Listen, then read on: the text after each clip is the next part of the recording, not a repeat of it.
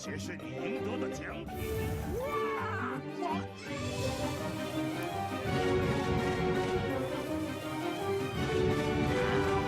我最喜欢这么玩了，上来！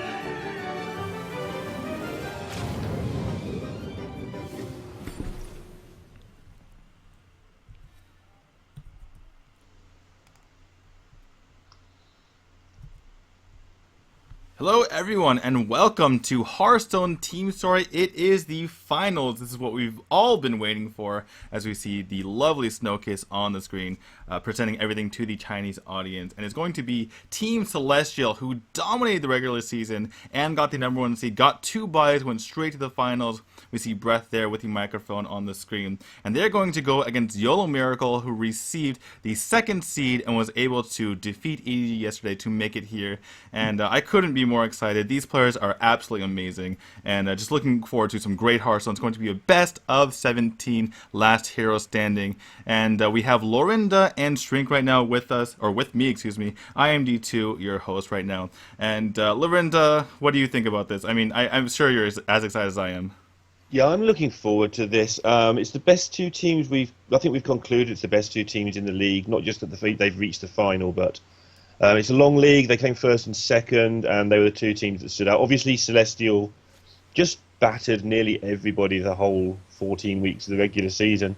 But Yolo Miracle have really come good and sort of slowly but surely got better through this league, and their players yesterday put on a great performance as well. So should be a really good format. And with this best of 17 format, right, this should be a really good match. Yeah, absolutely. And let's just get some of the words from, or what the players are saying. We started out with Breath, who is the MVP of the league, and now we have Zuiwo, who actually played earlier in Gold Series. So, Shrink, can you help us out here with those translations, please? And next is Zoro.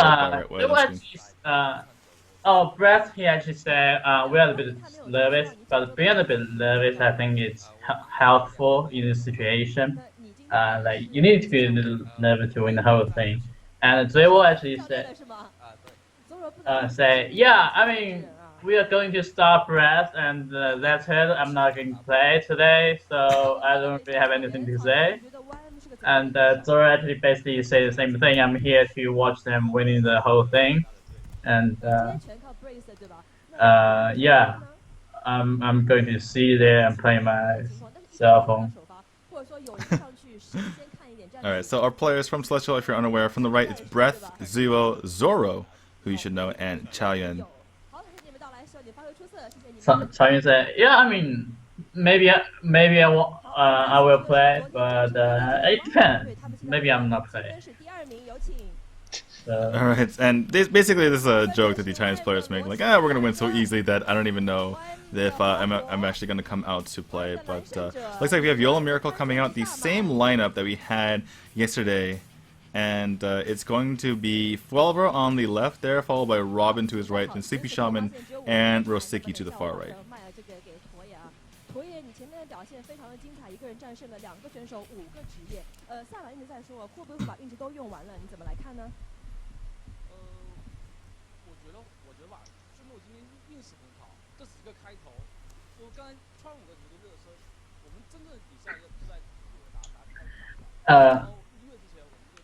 They always say, yeah, I got 5 wins in the show match, but that's just the beginning. It was really good preparation for the final.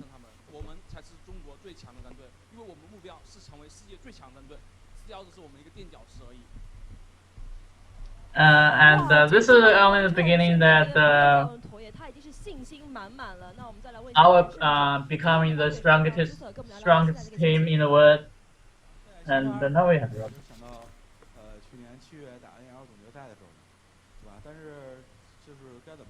And Robin said, yeah, this is really exciting, and which reminds me of the NEL finals last July.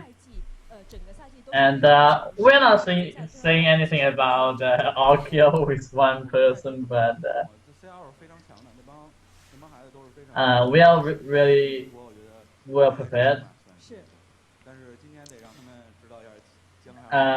这边还是都是些前辈，对不对？好，再来问一下前辈的萨满啊，此时此刻有什么样的心情？ Celestial is really a good team, and they have really good potential, but we are going to teach them some lessons today. Says Rocky. Now we are Steve Shaman.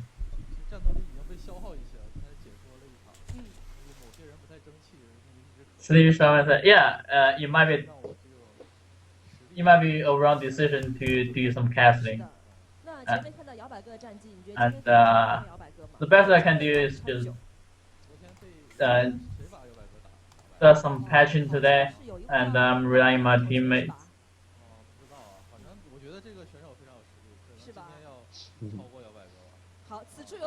I heard there's a player who is called Mommy. Yeah, who is actually the CP Shaman's real name. It's really strong. So I actually asked Snowkiss and CP Shaman. Yeah, I guess so. I heard him as well.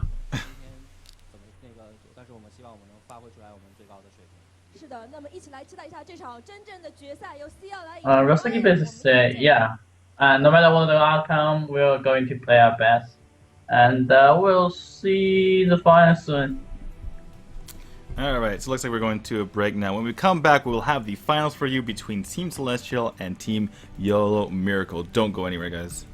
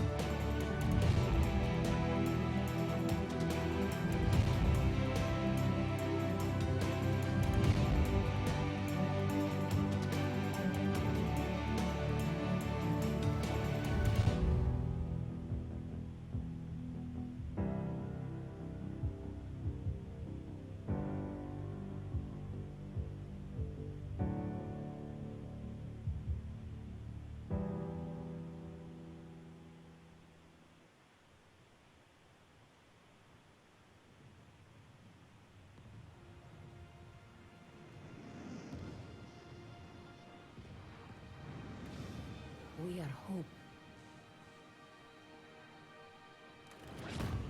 We are honor. We are courage. We are justice.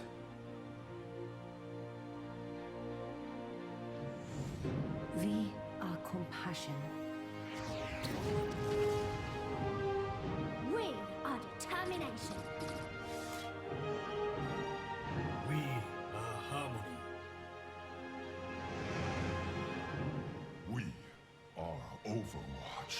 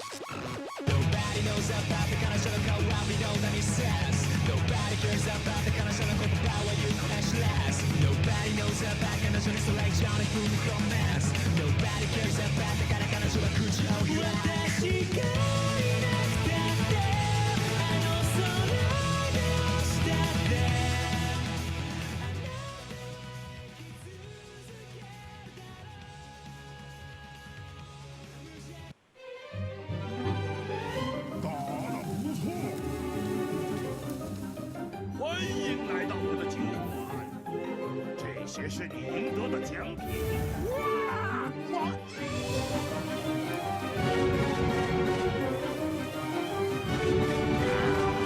我最喜欢这么玩了，胜利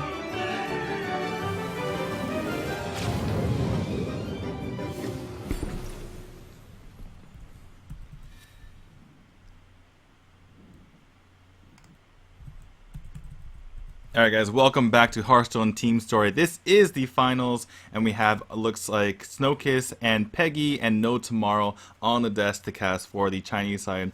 We are going to be obviously piggybacking on them. I am D2, with me is Lorinda and Shrink. We're going to bring in this finals 2, which is a best of 17. Last hero standing, last player standing as well. We're going to get to that format right here among the two best teams in the league. Just to reiterate, Celestial had a over plus 30 games win-loss difference. They absolutely dominated the regular season, got that #1 seed with 2 weeks left to play, with 6 points available for everyone to achieve. They were already able to get the #1 seed 2 weeks beforehand. And on the side of Yolo Miracle, basically they were kind of hovering around the middle the entire time, but really came on strong toward the end. Their players are extremely strong. Full Oliver, Robin, Sleepy Shaman, and Rosiki are players to be reckoned with, as we see our decks on the screen. So while I copy this down, Lorinda, can you tell us anything else to be excited about for this series? Lorinda? Is your mic muted? Just going back to the stats point, yeah, really. Yesterday we had players in the last two matches, like the best of the one that gets to the third place, one that gets to today, and there's a lot of players running around 50%. And we were saying that's actually a good score because everybody's been thrashed by Celestial, and so to get 50% means you've done really well against everybody else. Some of these players, obviously for Yolo Miracle, are a bit higher than that because they have played incredibly well as well. But basically, any player outside of the top two teams who had a 20 and 18 record has actually performed really well. Celestial, absolutely dominant. They did lose twice to World Elite, which was interesting, so they are beatable. But they also, maybe Yolo Miracle played this format yesterday. It's a new format. Maybe they've had a little bit of time to take that in. But Celestial got to watch both matches yesterday. They'll have a great idea what's happening. And as we see the format there, there's basically one player will get to play all 3 decks, all the other players play 2. And as D2 said, it's last player standing as well as last hero standing. So it's normal last hero standing rules to start with, but your player can't leave the seat until he's either won the match, the whole match that is, or lost both of his or all 3 of his decks. As we see the stats there, interesting that Yolo Miracle... That is ridiculous. Look at Celestial's side. They have one class which is below 500, and that's Shaman. And Shaman was horrible for most of the regular season. So, and not just, everything slightly above 500. We have 72% mage, 81% druid. They went 13-3 with druid. What is this? Like, Yolo Miracle has respectable stats, but they've lost almost every single one in this situation. And they are 61% with Shaman, though, which is very unusual in this team. Like, it goes back to the 50% thing. They've got a 67 and a 61 or something in there. There were 2 mid-60 scores and nothing else. And they were the second best team in this league. But by the way, look at this right here. 3-0 for Celestial, but the second time they met in the second half of the season, 0-3. And that's the only time Celestial ever lost 0-3. I believe they only lost one other time in the entire 14 weeks, too. So I think they had one 0-3 here versus Yolo Miracle. They had a 1-2 against World Elite. Every single other match was 3-0 or 2-1 for them. Excellent. I thought, for some reason, I thought World Elite beat them twice. I obviously messed that up. Well, maybe they I'll check that might, later. Yeah, Void indeed beat them twice. Okay, well, keep your dreams, World Elites, but Yeah. you're already at home, so don't worry about Exactly. The team that beat them twice finished 5th after... They should have made it as well, but... And So, they have Breath on 29-23, which apparently is good enough for MVP. right. He was the MVP of the league, which granted him almost $10,000 for doing so. And Rosiki, who is piloting Priest and Hunter, 12 and 14. I think in all of our eyes, the weakest player on the side of Yolo Miracle. And for his sake and for his team's sake, I hope he doesn't have the hissy fit that he had yesterday in their match against EDG.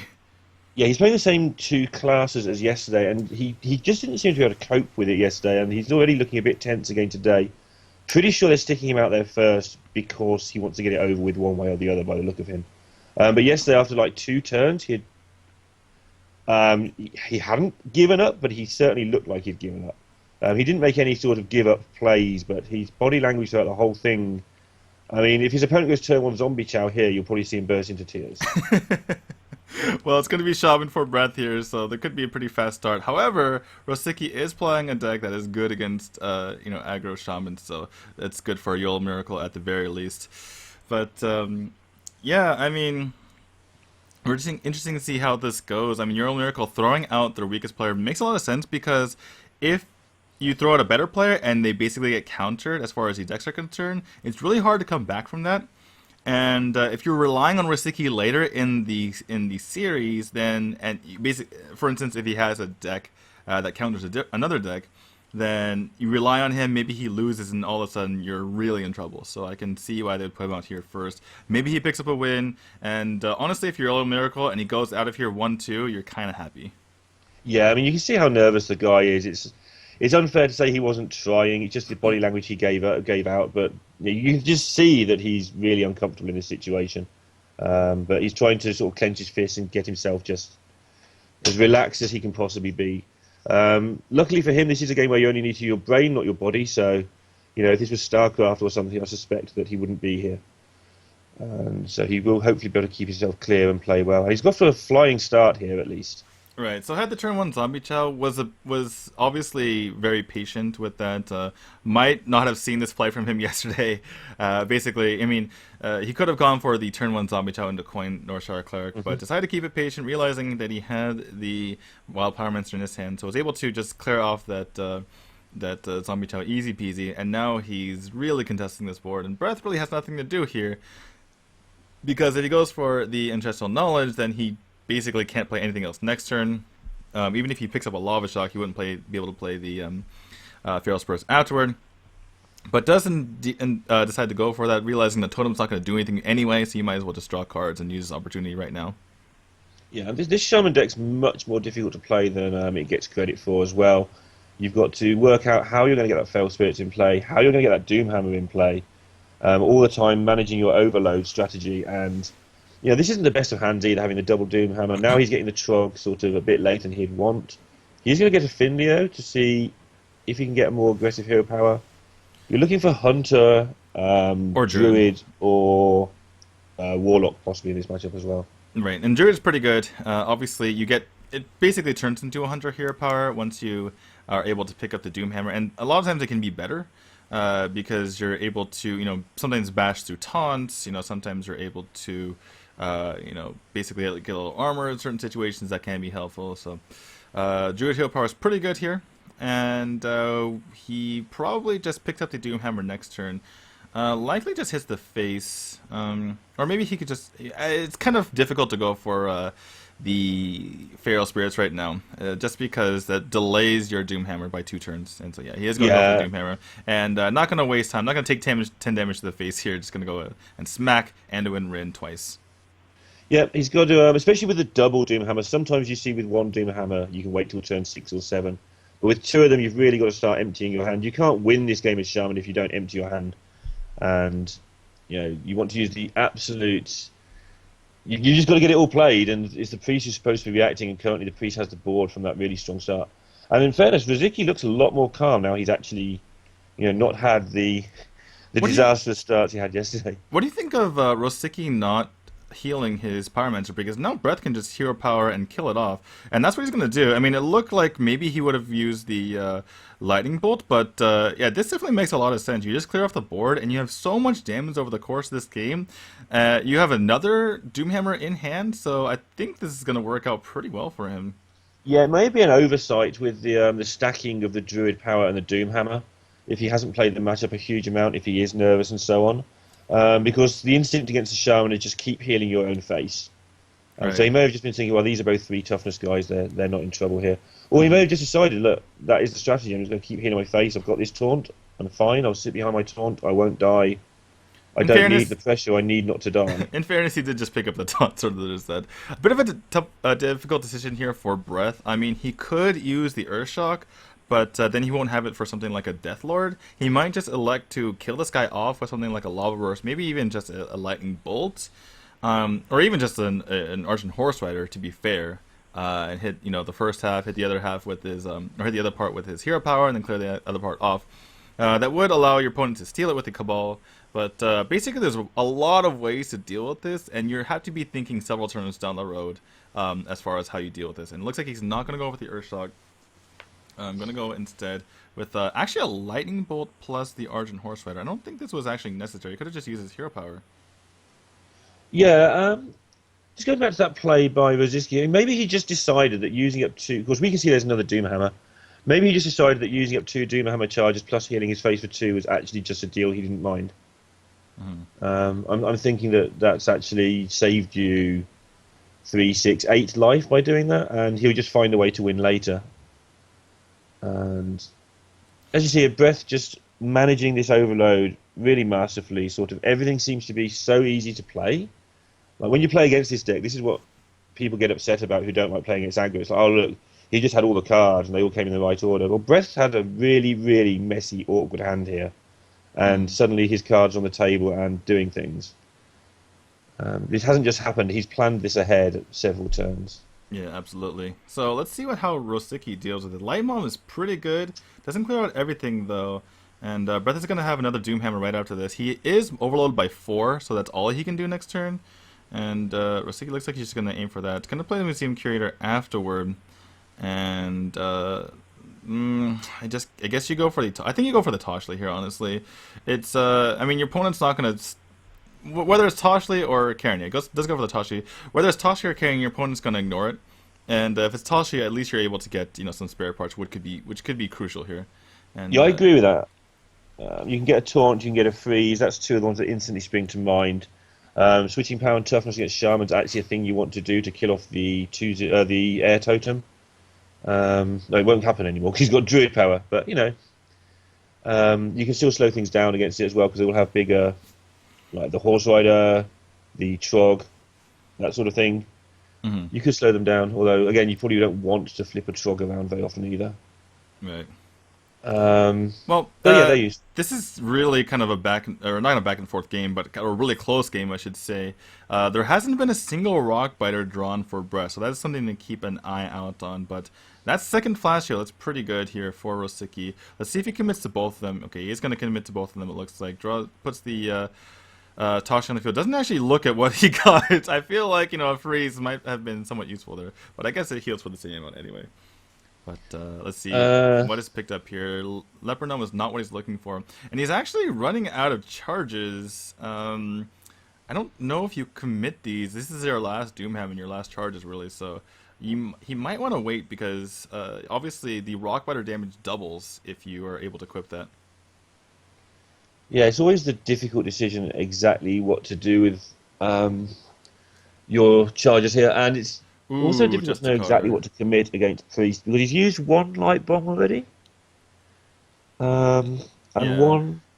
That's Yeah. it. That's all he's used. Breath is really pained to see. You can see the look on his face when he saw that Justicar. He's so close to winning the game and just cannot finish it out. And this Justicar is a huge pain in the ass. I don't know if do you commit here though. I don't think you commit think you commit your face here, honestly. Just get that extra bit in.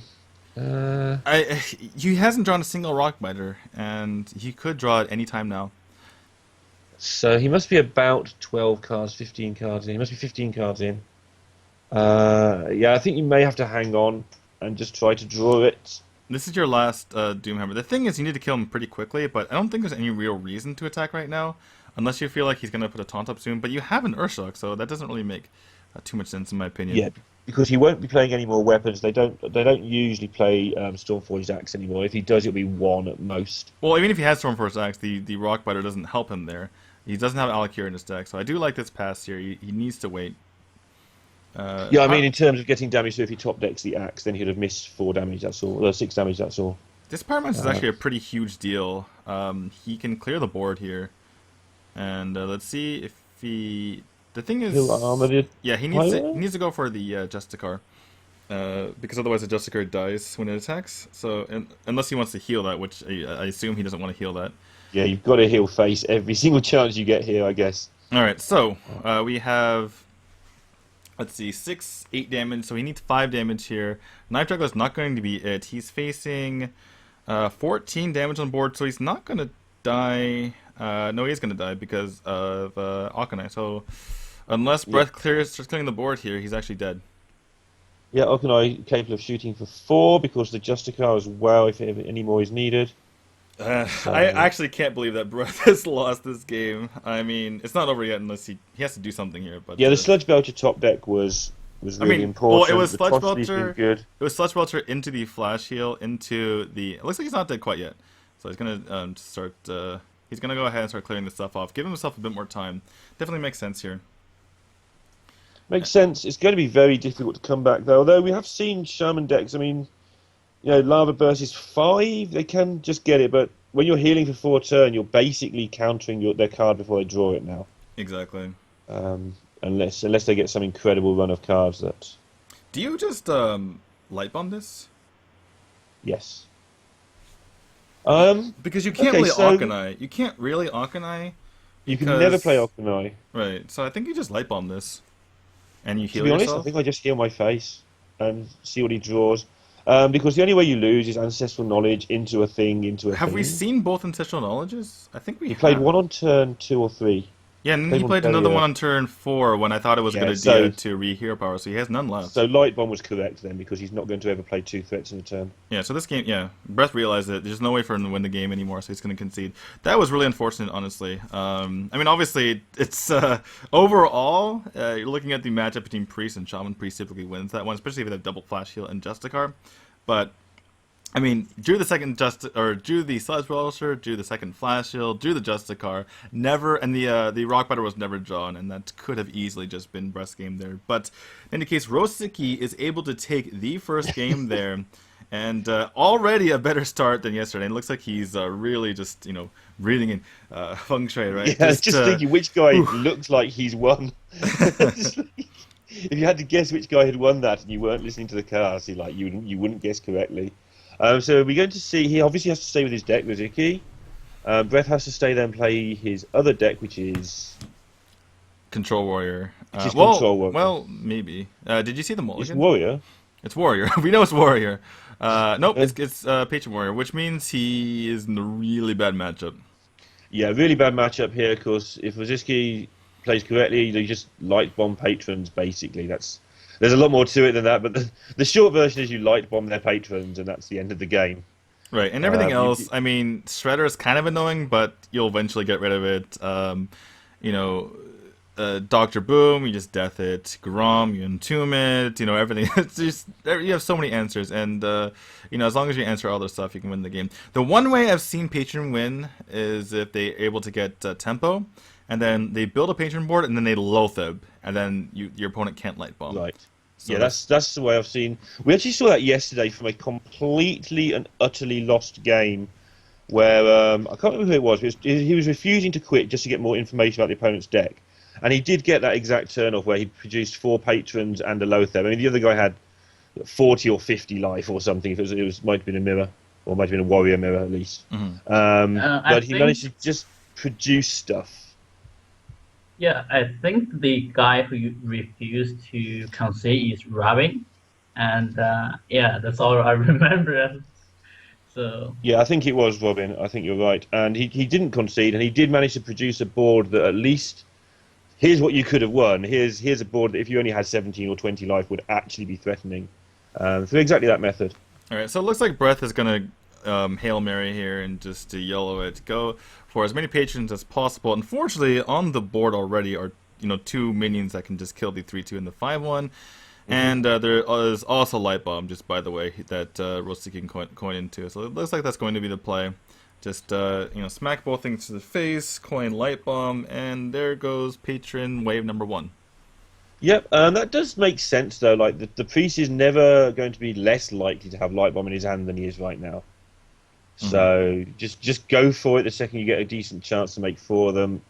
It's a strategy that makes sense. Like, he's not even surprised he's lost them there. It's not like he was overcommitting. It was just like this. He's going to save his Light Bombs all game, so let's see if he's got it or not. So for Breath here, he probably wants something pretty big, but even if he does pick up something big, the Entomb is there. Frothing is reasonable. Let's see how Rosiki responds to this. Oh, wait, never mind. He has a Cabal. My mistake. Yeah, that was easy. I'll have that. Yeah. So none of those patron shenanigans from you. And you just see how the card advantage is working here. And, like, without doing anything, Roziki's hand is just twice the size of Brett's, and his board is better. And it looks like Rosiki is in a mental institution, just rocking back and forth here. Yeah, he might be at the end of this if this carries on, to be fair. I don't... Okay, it looks like he's just gonna Whirlwind here, I suppose. It makes a bit of sense, I suppose. Maybe just use the Execute. There's nothing really big in Priest unless he picked up something big off that Miserum Curator. But even then, it has Death Rattle, so not really... I mean, I think, honestly, speaking of Museum Curator, I think the only way that Breath wins this game is if Rosiki picks up, what's his name? Oh my god. Ragnaros guy. Yeah, the Ragnaros guy. His name is on the tip of my tongue for some reason. Majordomo. Majordomo, that's right. Thank you. For the Majordomo. Anyway. So he's going to go for the clear here.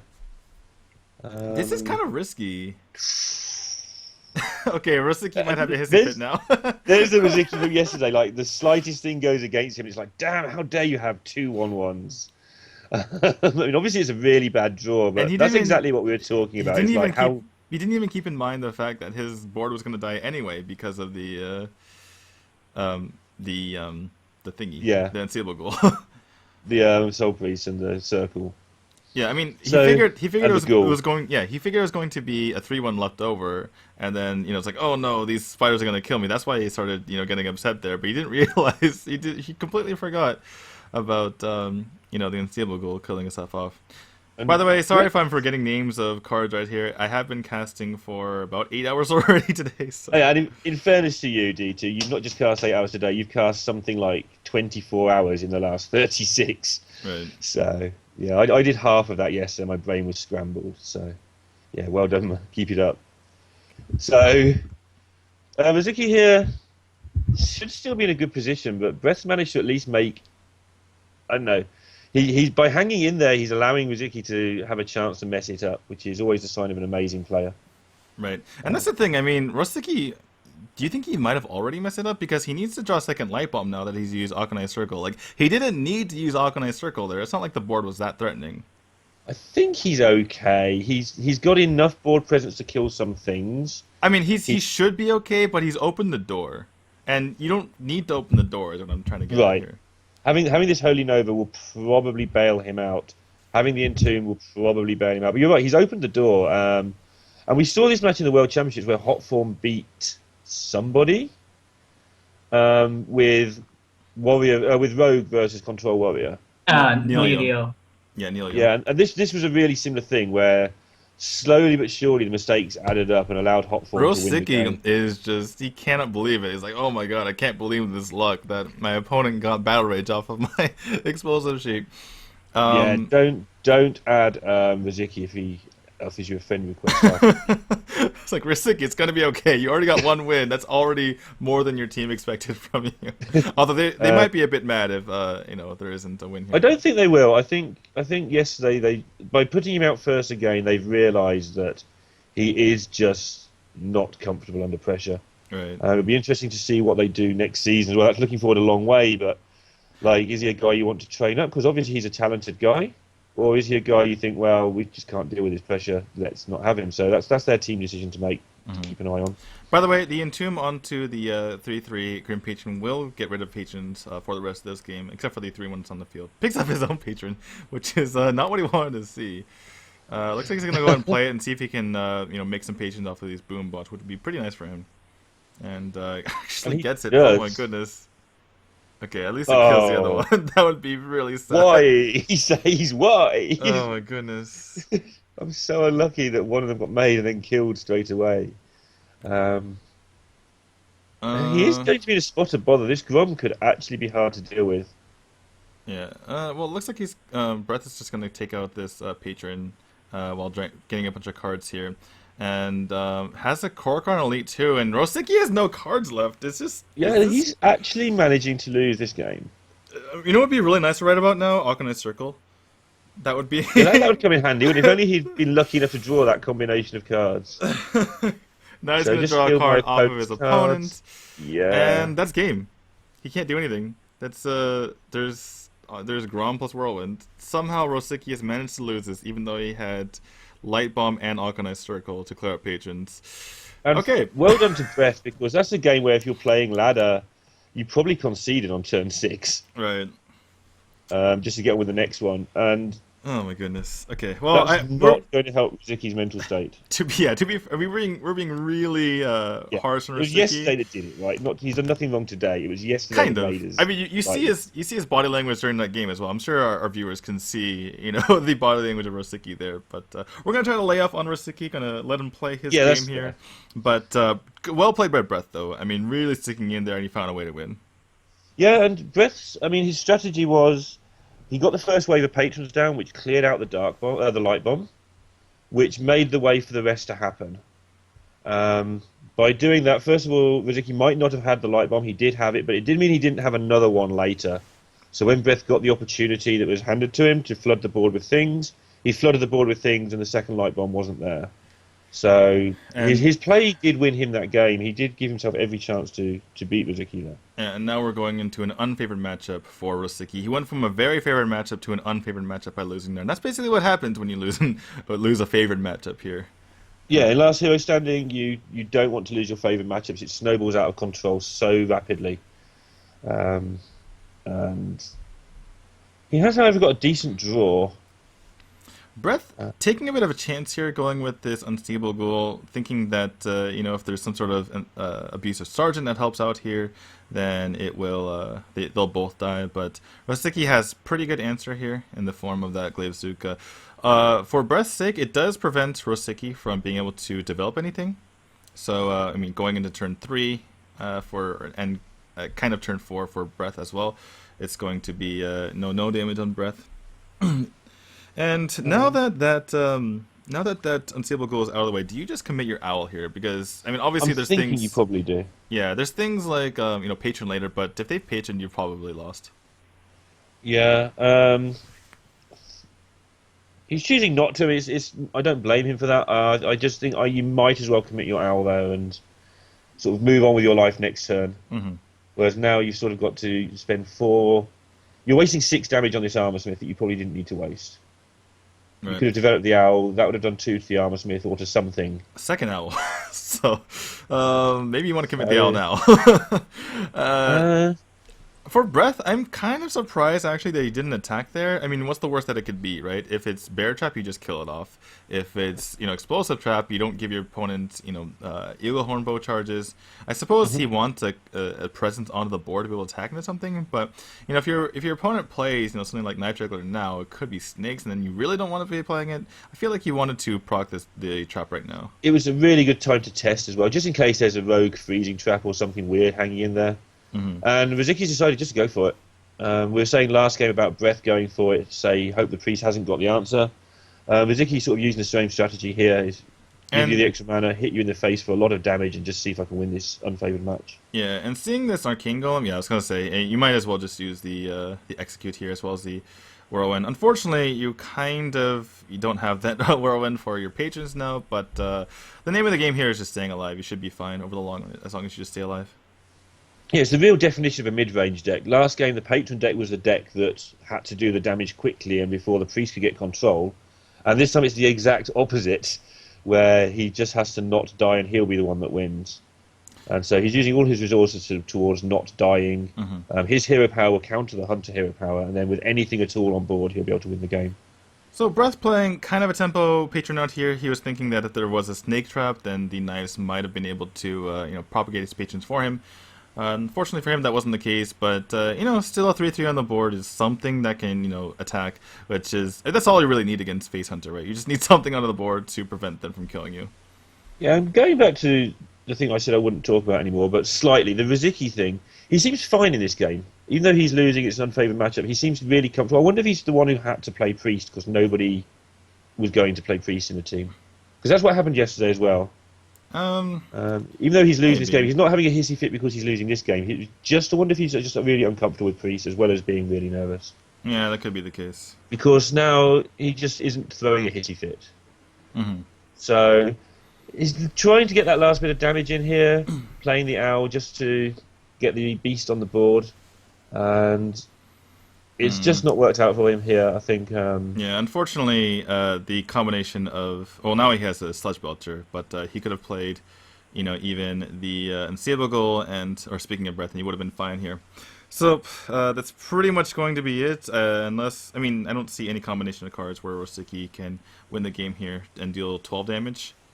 What comes? Hound. It always starts with Hound. It always starts with Hounds, right? Yeah. Hound, but then you need to get the quick shots and then stuff like that. It's just... And through the Sludge Belcher, he's already used to Owls as well. So that's going to be game once Rosiki realizes it. What, you play the guy first, actually. You can actually play him first and he gains charge if people don't realize that. So, and everybody, including myself, has done the one where you use your last charge on the weapon and the guy doesn't attack anymore. Alright, so against... I'm not going to say against all odds, but against very many odds, Breath is actually able to take out Rosiki here and not succumb 0-2 to him. So that means Rosiki is done for today. Breath is able to take him out. Again, if you guys aren't aware of this format, it's last hero and last player standing. So a player keeps playing until they're done, until both of their decks are eliminated. As you can see, the rest of the Yolo Miracle team. And it looks like they're consoling Rosiki a bit. Yeah, sure it's okay. Yesterday they seemed angry with him. Today it's like, well, at least he's won the game. Sleepy Shaman, they're just giving the don't worry about it look. Whereas yesterday they all looked angry. They've obviously talked about it overnight, and it's just like, look, he can't handle. Yeah, Brett, just go back. How did you win that? Oh, I'm just MVP. It doesn't matter. Well, Brett is thinking like, how did I win that Shaman game? Can you guys teach me how to draw a rock better? By the way, this is a stack lineup. They only need 4 players, but all 6 of these players have played throughout the season and have performed like so well for them. And basically they had players that are nearly MVP of the league, and in the top 10 of the standings there, as we see Sleepy Shaman come out for Yolo Miracle. But they replaced that player with Zoro, BlizzCon representative. So like, let's just put this guy in here. We're good. So in before Sleepy orders water. Sleepy does like his water. As this was something we picked up on yesterday, is the contrast between Rosiki, who has the sort of the not so calm attitude, and Sleepy Shaman, who just sits there, and he did this exact thing yesterday. He just tries to give that impression that I'm going to be in this seat all day. Just gets himself comfortable. Yesterday he was ordering the water and just Well, he is more likely to be in his seat longer, because yesterday he had 2 decks. Today he has 3. So look out, Celestial. And Sleepy Shaman is going to be playing the Rogue, Warlock, and Druid. So going against the Warrior, I suppose you throw that Druid out there. Or he could go with the Warlock if he believes that...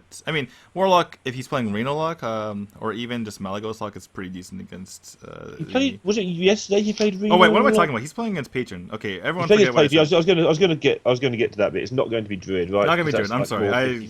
My brain just turned off for a second. I assuming everyone's playing... Control Warrior. It's not going to be Druid, completely not. It's a bad matchup completely. Could be Rogue, actually. So it could be Rogue in this instance, and it could be Warlock as well. I'm just thinking exactly what happened yesterday. I've got a feeling it was the exact same thing yesterday, where he just came to the table and had to beat Page. No, he had to beat Mage yesterday, so he had to beat Freeze Mage. It's not the same. So yeah, it'll probably be Rogue, but he may choose to take the Warlock. Yesterday he was playing Reno. Right, so if it is Reno, he could actually go for that. That's not too bad. Rogue, I think some people are overestimating his matchup against Patron. Patron could definitely take it out. So, if I were Sleepy Shaman, I'd be a bit more comfortable going with Warlock here. Yeah, because your main strength with Rogue against Patron is your Blade Flurry, and without that it does get a bit sort of iffy, I think. Right, and you need Deadly Poison plus the actual Blade Flurry to make that happen. Yeah. And sometimes your opponent can just, play out their patrons, just YOLO it, and then if you don't have an answer, you're kind of screwed. And So we do see the Warlock that looks Reno-ish, but we'll see. Yeah, well, there's the Reno. Oh, there's a Reno, so there's a clue. In before, it's actually 2 of everything, and he just has the Reno in there for the 4/6 body. But I actually saw Strivecrow play a Reno lock deck that was basically all the good cards from Reno doubled up with no Reno. He still had Bran, he still had stuff like that going on, but he just took out the Reno. that's interesting. So We see in Brett's hand, we have the Korkon Elite and the Shredder, which is that's sometimes rare. yeah, sometimes you do one, sometimes you do 2 of each, sometimes you do 1 of each, and you kind of see the utility of it now, right? I mean, if you have both in hand, you can pick which one to use, and right now, obviously, Shredder is much better. I think one thing that Reno has taught us about other decks is that one of everything, the versatility is actually a plus. So if you've got 2 cards that are really similar in a deck, like Patron and Korkon, why not just play 1 of each, and if you draw them both, get to choose which one's best in that situation. I think that's something that the top players are learning more and more about, is the value of versatility in Hearthstone. Absolutely. So we see Fugan on the field. It's kind of tough to deal with. Can't take care of it with the Armor Smith and the Deathbite, so Brett's going to have to find something else to deal with this here. Maybe, I mean, obviously he can deal with it on board, but you don't really want to be throwing away your Shredder and your Deathbite.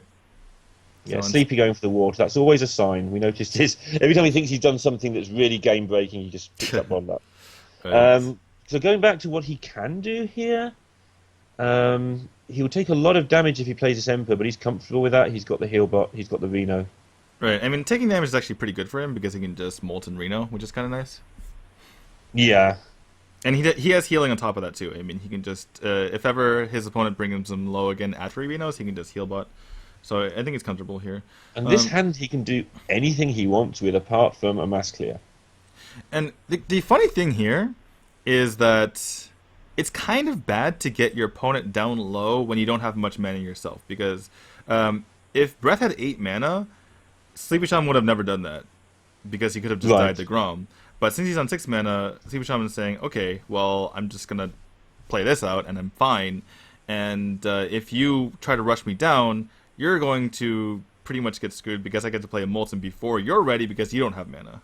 Yeah, and this is top level thinking here from Breath. He's got to worry about, his instinct will be hit you in the face and hope you don't have Reno and Molten. That's the first thing you consider. Then he's got to think, well, why did Sleepy Shaman not worry? He may, if he's thinking really clearly, realise that Sleepy Shaman can't play Emperor there unless he's got a really good handful of healing.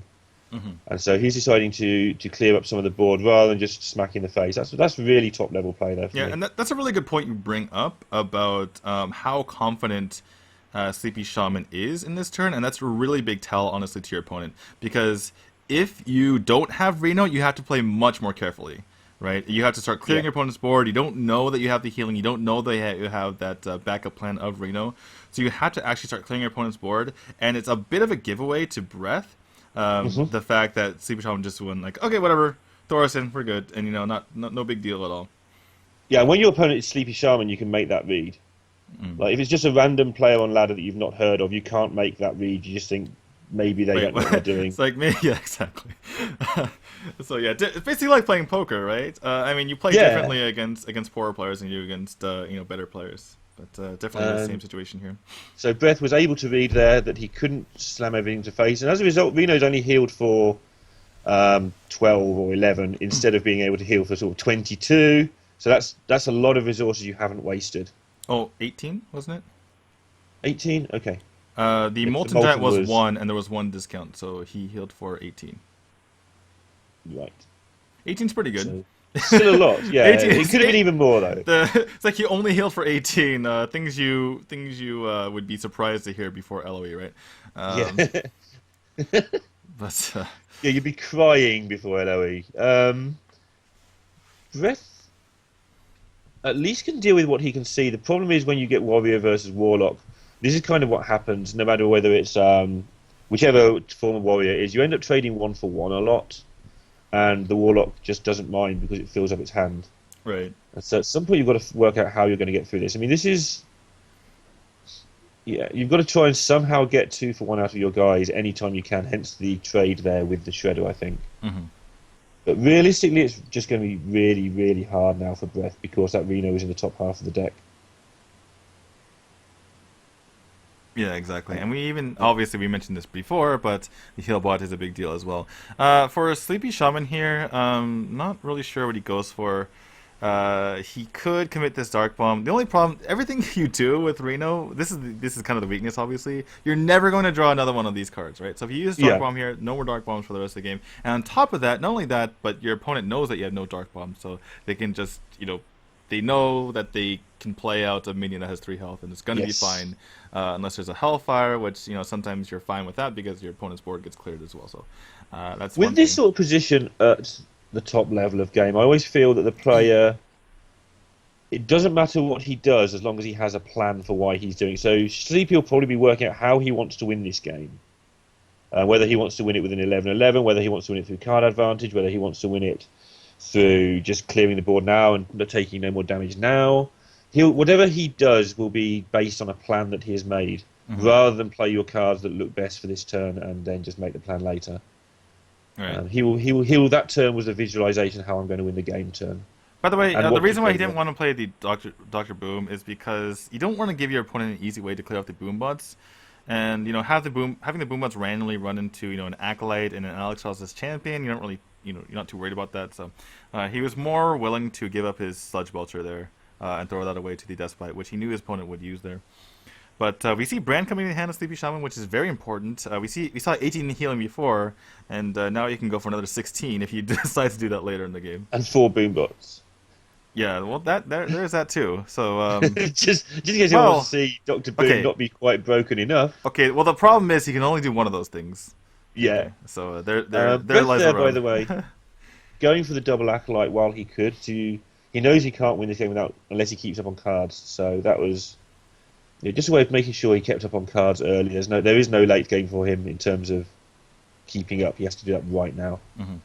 And he's doing another good job, like we just saw in the previous game, of making sure that even if it's minor, he's ahead on board at the end of every turn, and just making sure there's at least something to worry about, even if it's minor. Yeah, the problem here, though, is that his opponent's still on 27. So for Breath, he needs to start kind of pressuring his opponent.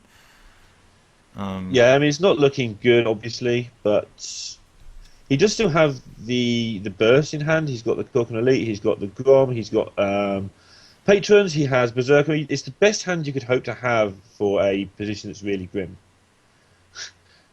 Given that the game's gone this long and Arena's been played against you, at least he has a handful of things that could potentially, find some way into the game, and it's going to be really difficult. Exactly. But, I mean, it's kind of unfortunate for Breath also that, I mean, it's taking this long for Sleepy Shaman to draw into any sort of AoE, and Breath was unable to get Patrons out until then. I mean, we're talking this entire time, seeing both the players' hands, saying like, oh, Sleepy Shaman's got it, he's fine. And meanwhile, he actually hadn't drawn any sort of AoE this entire time, and he could have been in trouble, honestly. Yeah, and Breath, unfortunately for Breath will be past the point now where he thinks that Sleepy Shaman, didn't have any AoE. He would have, while the AoE wasn't there, it was already too late in his mind. Not like the Priest turn 5 thing where it's just like, let's make some guys and hope. Yeah, you can't make some guys and hope when a Warlock's drawn 2/3 of their deck. Unless you're completely desperate, but unless you're completely desperate. But he probably doesn't quite assess it that way with all that burst in his hand. He knows he's desperate, but I don't think he necessarily will have given up completely just yet. BGH just picked up here, and I mean one of the positive things here for Breath here is that Sleepy Shaman can't really use Hellfire. He's not allowed to, right? So if you ever put a board like this on the table, you're not going to see any AoE, and if you do see AoE, you go, okay, Patron. Because it goes back to the thing you said, there's only one of everything, and we saw this deck yesterday, and it wasn't a Twisting Nether by the look of things as well. Yeah, probably not going to be Twisting Nether in here. I mean, Sleepy Shaman can use Demon Wrath here, and it will be a 50-50 whether it kills off this Gnomish Inventor. Does kill it off.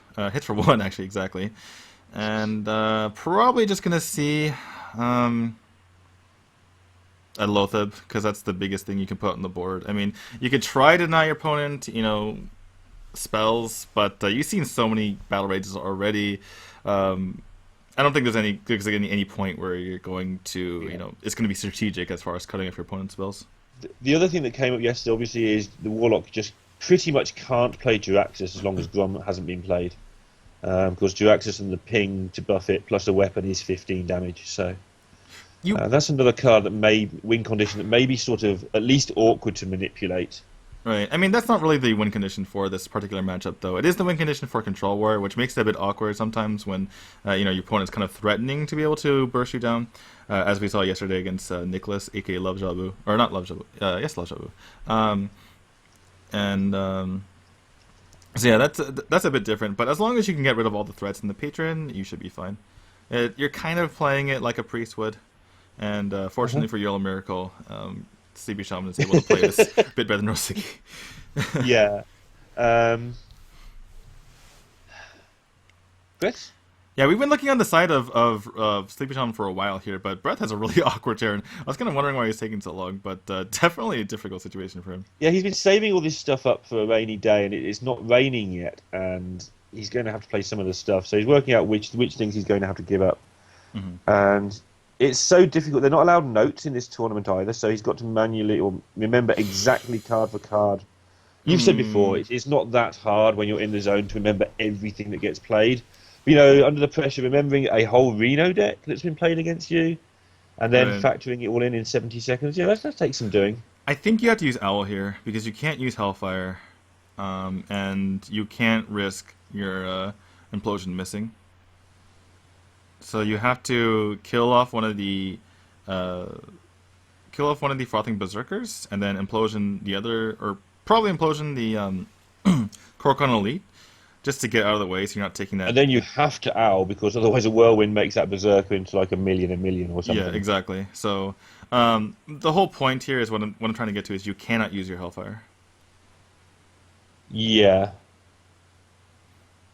So it looks like that's what he's reaching for here. Yeah, just gonna go exactly. What's interesting is, we can see the cards, and obviously, this matchup pretty well. This works too as well, I suppose. This is nice. Just go for the BGH. The one problem with this is that you can't deal with Grom potentially, but you do have Power Overwhelming, which will probably allow you to get something in there. But and he still has the double heal option that he saves for a long time now, waiting for. So Breath, like a second Reno, basically. Wait, Breath. Okay, so here's the thing. Breath, if you think he has Hellfire, you go for a Grom Whirlwind Innerage onto the BGH and you hit the face. If you think, and he doesn't assault Siphon Soul, okay. If you think he has Hellfire but not Siphon Soul, you do what I just said. If you think he has Siphon Soul but not Hellfire, then you go for the patron turn. Because I feel like Shadow Flame is much more. Shadow Flame plus Hellfire is more likely than having obviously the single Siphon Soul. But I guess he feels this is more resource, like taking away the guessing game, because at this point the guessing game is just a guessing game. He probably hasn't got enough to be able to work it out. He's just going to go for the one that is more resource saving. So he's going to clear the board and make a load of patrons at the same time and just say, right. And if your Hellfire's in your bottom 6 cards, you might lose. Right. The funny thing is, you were talking about drinking water before. Right when the patron came out, you saw Sleepy Shaman take a swig. Like, yep, that's why I saved the Hellfire.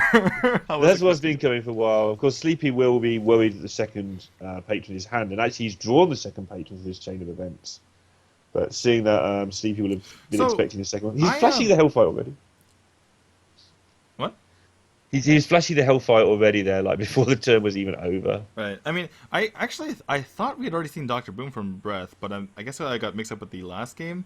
So the fact that Sleepy Shaman already used the BGH there, I mean, that's something that maybe you advocate for the Owl. I think in that situation, just because you can't. I mean, you can't Owl a Dr. Boom. It doesn't really do anything. So yes. So maybe a slight misplay there. Just not considering future options. There is a Shadow Flame though, so that would be pretty nice, especially in combination with that Power Overwhelming. Yeah. But Breath is out of cards. That's the second patron. Huh. Breath is out of cards. Look at this. So he's going to keep the Grom as long as he possibly can. He's going to keep trying to threaten lethal every turn. That may have been interesting there if that Shadow Flame hadn't come up. Yeah. There is always the Bran, the Bran plus the double heal. But now this is He's really just- awkward. Wait, this is He really needs to stay awkward. above 15 here, right? That's the first priority is at the end of next turn he has to have more than 15. Because he will lose to the Grom nonsense. Is it 15 or is it 14 actually? You could just heal for 16 right now. You could tap and heal for 16 and you won't die. But then you need to do something like, Stalag Shadow Flame. I guess, what you could do is you could go Bran, Heal Bot, Power Wielding Shadow Flame actually this turn. Okay, so that is the play then. Is there enough mana for that? Yeah, it's exactly 10. No, it's 11. I'm an idiot. Yeah, that's what I was thinking, yeah. It's like, wait a second. I think You need to do something sleepy as well. I thought that 4 + 4 + 3 was 11. So the So fact, he's looking at Sylvanas play, which... Oh. So he's worked out that he has to go for this, which is the only play, I think, from where because we're he sat. knows that there's, if he's paying attention completely, he knows that there is Grom plus Inner Rage. What do you think there about Mortal Coiling the Boombox? Seems to me like only bad things could come of that. Yeah, but he's probably fine with that.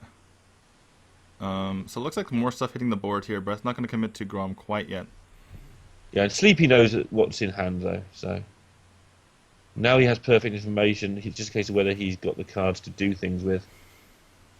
We've got Sylvanas. Yeah, and Sylvanas Shadow Flame is going to end this game here. There's the Siphon Soul, by the way. That could have been useful last turn, but not going to be needed anymore. Just going to take really away. well navigated there by Sleepy. There were so many... That was like going through a minefield at the end, that things that could go wrong. Right.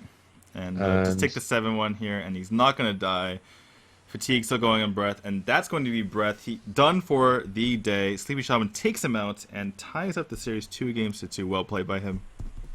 Yeah, and I think that Celeste will be quite disappointed with this situation. You've got Sleepy Shaman, and basically Breath and Rosiki have traded, and Sleepy Shaman sat there with his Reno Lock. Obviously, you do get a chance to pick what you want to play into Reno Lock, but that's not always the most easy decision, depending on what your other deck is as well. I imagine you'd want to play Druid into it. But as you've said, you found that on the Gold Series, actually the Druids have been not winning that matchup. I mean, not just the Gold Series. I mean, Hearthstone Team Story as well. It's just I've seen Reno Log just win so many times, and honestly, my personal experience as well. It's just been, you feel like you're in a decent amount of control as the Reno Log, even though it seems to be the contrary usually. So it looks like we have a little powwow between Team Celestial. Breath on the right. In the green is Kerala, who is not playing today. Very accomplished player, actually. He took out Trump in a tournament that had Firebat and Trump in it as well. Almost went to PAX Prime. To his left, Zoro, and then Chaen, who's in this tournament. Zuo, who actually played earlier in the Gold Series, and the person facing the other direction is Spring, I believe. So Yeah, I think so. So Kuro actually played a lot of this tournament in the opening sort of half of the tournament as well. I don't know how much he played recently, but right, and he's been a big part of this Celestial team. I'm pretty sure every single one of these players had winning records in the team story over the regular season, which, I mean, honestly, looking at the records, we see people's records all the time. Looks like Chayan's going to come up here, but not many players had winning records, I'll tell you that, on other teams. Yeah, because Celestial just wrecked them. Do we know what happened to Tiddler, by the way? Did he just not play this whole event? No, He played for 2 weeks, and he actually 4-0 or 4-1. Yeah, I mean, but he looked a bit shaky when he was out there. Kind of just squeaked his way out. Tiddler hasn't been, able to practice too much lately. He actually bowed out of the Gold Series yesterday, so he just hasn't had much opportunity to practice himself. He's been more focused on running the team. And that's good to know that when a team, like we saw it with Valera as well yesterday, like players that are captain or whatever and willing to drop themselves, realizing that the other players are actually more in form, more focused, whatever. So we have Chayon coming up here, and he is playing 3 decks. He's playing Rogue, Priest, and Druid. Priest is a pretty bad matchup because of Jiraxis. Unless he's playing, Akanai, Double Flash Shield, stuff like that, maybe he can just kill his opponent if he has Justicar in play. That is a possibility. If you see Jiraxis, just kill him right away, and then use your removal up to that point. Druid obviously is an option. Rogue is another option. You just kind of burst on your opponent in one fell swoop and prevent them from renoing. But it looks like it's going to be the Druid. And, I mean, it's a decent matchup for Druid. I would say it's favorite for the Druid, but just from personal experience, Reno has won a lot. I think Druid the Druid players up to this point haven't really had the best, game plan for navigating this matchup. Yeah, and I mean, Sleepy Shaman's good at this game. He always starts with a Reno in his hand, and that makes it harder. But obviously, the reason with the Druid being, in my opinion, favoured, but again, I'm willing to go to what you said about players not necessarily knowing quite how it works yet. You do have that burst damage, so at any point, the Reno deck just can't afford to dip below, as we know, 14, but it also can't afford to lose the board. I mean, the biggest deal is after turn 9, or even sometimes turn 7 if you're paranoid enough. You can't be at 20 with your opponent having like a Shredder or a Druid of Claw on the board, which is really hard to deal with. And Vitality Totem can be reasonable sometimes, but not right now. Yeah, it's one of those cards that you would never put in your deck that sometimes you're really pleased to see from a Shredder. But like you say, not right now. You just needed anything to challenge this board, and a 0-3 is not going to do that. So this is interesting. Plays out the Tempo BGH, even though obviously he only has one in the deck. And we actually see the Dr. Boom in the hand of Chaen. But, I mean, if it wasn't in the hand, if it wasn't going to be played for another, 10 turns or so, if it's not played, if it's not drawn till then the Tempo BGH will be more than worth it. Going first with that early wild growth and a handful of 6/7s and so on is really, really good for this Druid, of course. He's going to be able to lower the casting costs. He may hold back and wait to draw more cards, but I doubt it. He might do now. He might choose to play Sylvanas. Right. So then he can Ancient of Law for 2 and then reduce the cost of more things. Sylvanas is kind of nice here because this view gain is pretty annoying.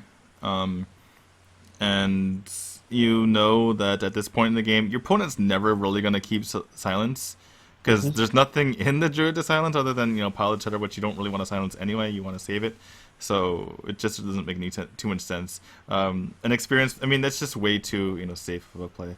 So yeah, gonna be the Shredder, or not the Shredder, the Thorsten instead. Chooses to go face there. The damage which he might as well because... Yeah, the damage is relevant, and there's nothing, I mean, really nothing that CP Shaman can do from this position, so... And... So he's got to kill the Thorsten, otherwise you lose the game. And that's basically how the Druid works, right? Not necessarily. But yeah, I mean, if you get like a Savage Roar for 1 or 0, it's really tough to, handle that situation. But I mean, he can clear the board, but it involves clearing his own board, so that's kind of an issue. He could just play Lotheb, and build up his own board and kill out this Druid of the Claw, and then he has a substantial board himself, and then maybe he can make something happen later.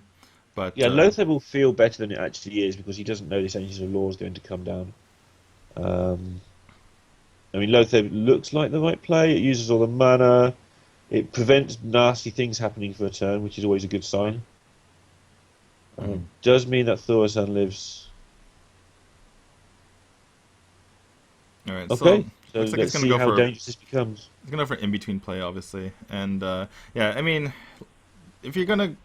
It kind of makes sense to go for this. I mean, Lotheb, you kind of take too much damage on your Fugan anyway. But, yeah, now Sleepy Shaman's kind of wishing that he had a way to deal with his Dr. Boom. An important play, though, not being greedy with the Thorsten. It's done enough work anyway. Just developing Boom. Boom is green. Play Boom. It's been the theory for the last 14 weeks. Why change it now? Well, I mean, you've already seen the only BGH in the deck as well, and if your opponent's using Siphon Soul right here, you're actually perfectly fine with that. And yeah, you're also capable now with a 5 casting cost Ancient of Law. You can top deck like Savage Roars and stuff now, just to do a huge amount of damage, even without the combo right now. Looks like he's gonna go for Silence, which definitely makes sense facing a Sylvanas. Yeah. And what else is it going to do? Just swipe here, take out this Fugan, get another discount on his card, which is pretty nice. And yeah, he's putting his opponent down pretty low. And he's going to probably have to Reno, and then we're going to get an Ancient of Law. We're going to get 3 chances to top deck. 12, 13, 14, 15. 25 damage would be Savage Roar right now. I mean, there's lethal on board, so Chaen has to Reno. There's like literally, I mean, okay, he can Sleep Reno, and then I mean, he can do this, I suppose, but he's gonna have to Reno eventually. And he's aware of the dangers here, of course. He's just playing to win rather than playing to stay alive. Yeah, and if you Reno there, you basically lose the game. So he Sleepy Shaman understands. Is this lethal here? It's 1 damage off, I believe. Yeah, he needs to draw basically anything, and he hasn't done. Yeah. Well, I mean, well, the Druid Claw is 1 damage off lethal, but it's kind of tough to do that, especially because your opponent could use Reno Jackson. And if he plays Molten Reno, then it's not the best situation for you. So Chaen's just kind of thinking, okay, I'm in really good position right now. How can I mess this up? And one way to do so is to overcommit right now. We've seen that there's really no twisting nether, so I think you can kind of start committing to the board here and not really worry about it too much. I suppose there could be a Power Overwhelming plus Shadow Flame, but okay, just gonna commit nothing and force his opponent to Reno here. Yeah, he's just decided that he feels that he can deal with the Molten if it comes. So, and this Reno, this is the downside of Reno when your opponent has got the board. It's going to heal him up to 30, but a lot of that is going to be taken straight back off. All right, so it looks like Chaen's just going to go straight for that Azure Drake. Let's see if he can pick something up here. Gets a Wild Growth. I mean, it makes sense for him to just immediately go for that Wild Growth. He doesn't want to commit too much else to the board in case there's some sort of crazy Shadow Flame plan. And he obviously, it could be the case his opponent doesn't have it, but he feels like he's pretty far ahead at this point. Yeah, one thing you do when you're playing against Reno. Looks like he's committing the Sylvanas. I feel like you're perfectly fine just using your hero power to kill off this Reno plus the Ancient Allure. You don't really need to trade with your Dr. Boom. Sometimes you trade with Dr. Boom because you feel like you need to get value out of it before it gets BGH, but obviously that's not going to be the case. And again, if your opponent uses Siphon Soul here, that's all they're doing, so you don't really mind too much. Yeah, I agree with you here, actually, but he's just decided to keep the pressure on. Probably reading into the fact that Reno was desperate, that he might as well just go for it. And Demon Wrath's not going to do much here. Well, okay, actually, it's just going to do a lot. My mistake. It's going to do quite a bit, yeah. But oops. Okay, it's going to do lots of stuff. That Sylvanas play, you've called that. That Sylvanas play was interesting. It seemed a little bit... I blame my fatigue, by the way. Oh, right. 3 plus 2 is 5. That's a lot of damage. My mistake. But yeah, I do blame me already casting 9 hours. 9 hours? 10 hours? I don't even know anymore. You're doing fine. Honestly, you're absolutely doing fine. You're calling it almost every play still perfectly, so we're good. How do we... Sleepy's still actually in this somehow. Because they're overcommitted Sylvanas, mainly. Yeah, that's basically it. I mean, if he had a Sylvanas just to play out here, it would be pretty nice. But as it stands, I think he's considering using the Sludge Belcher and the Loatheb on separate turns here.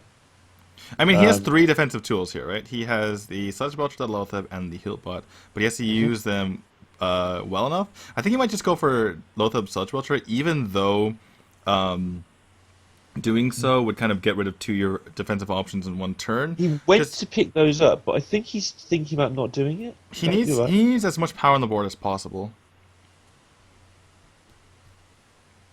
Yeah, to actually fight back and grab the board back, I guess, because he hasn't got much more mass removal. Bran would be a really good pickup for him here.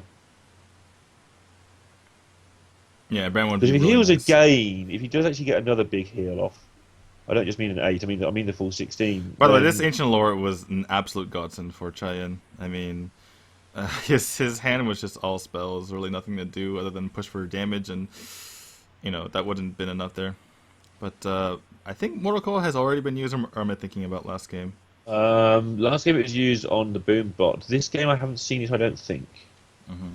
As you say, that when you do a lot of casts in the space of a short time, all the games start to blur if you're not careful. Or even if you are careful, to be fair. Right.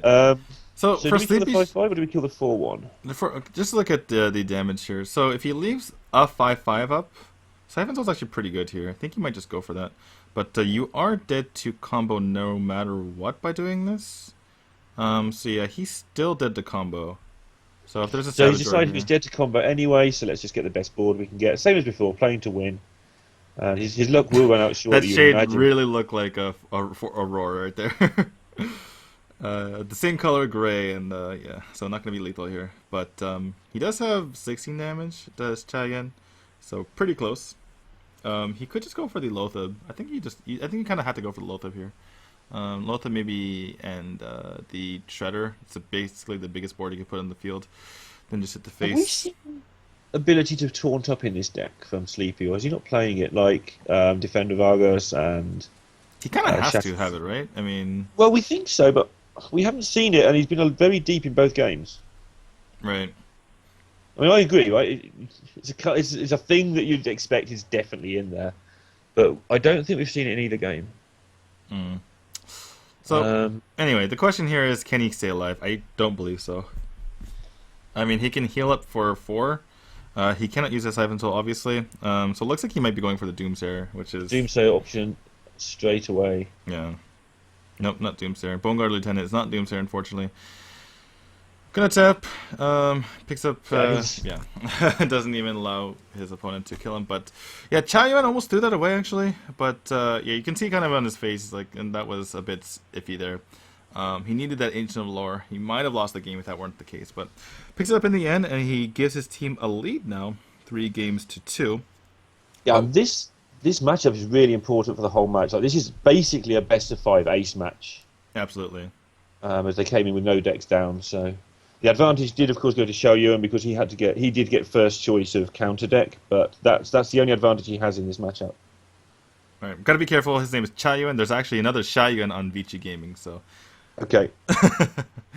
Sorry about that. But, No. Need to be said.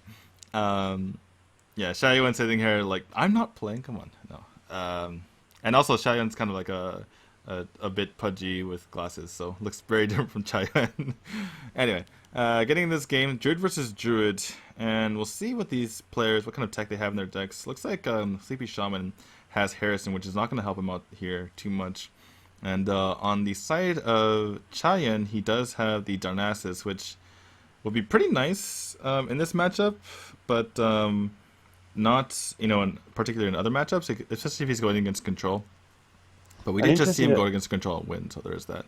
Sleepy has chosen to do the mirror match, which usually means that... I mean, he had that Rogue, so... Yeah, you're not comfortable with the other matchup, so... obviously, Rogue, not a good match for Druid. I mean, we've been kind of over the...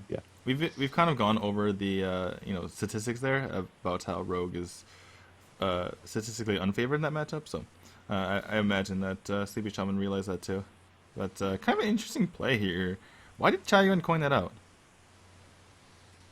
There was a way to kill it on board. Maybe he was worried about Wild Growth and he wanted his opponent to hero power, but he's, shooting himself in the foot to spite. Well, I guess he knew he was going to draw Wild Growth. Okay, never mind. I guess that's why he did it. He knew Wild Growth was coming straight off the top. Interesting, we mentioned yesterday that the players are playing more aspirants still in China. But Sleepy is playing a Living Roots deck, which means he might not have Aspirant in his deck, especially with a Harrison as well. Mm-hmm. That's a couple of slots that he could have taken out an Azure Drake and something else, which is possible indeed. But the Aspirant is bad in games where you know it's coming. So against Warrior, against the Mirror Match, that sort of thing. By the way, if Chaen didn't draw that Wild Growth, I think he just loses. Because all of these come a turn later.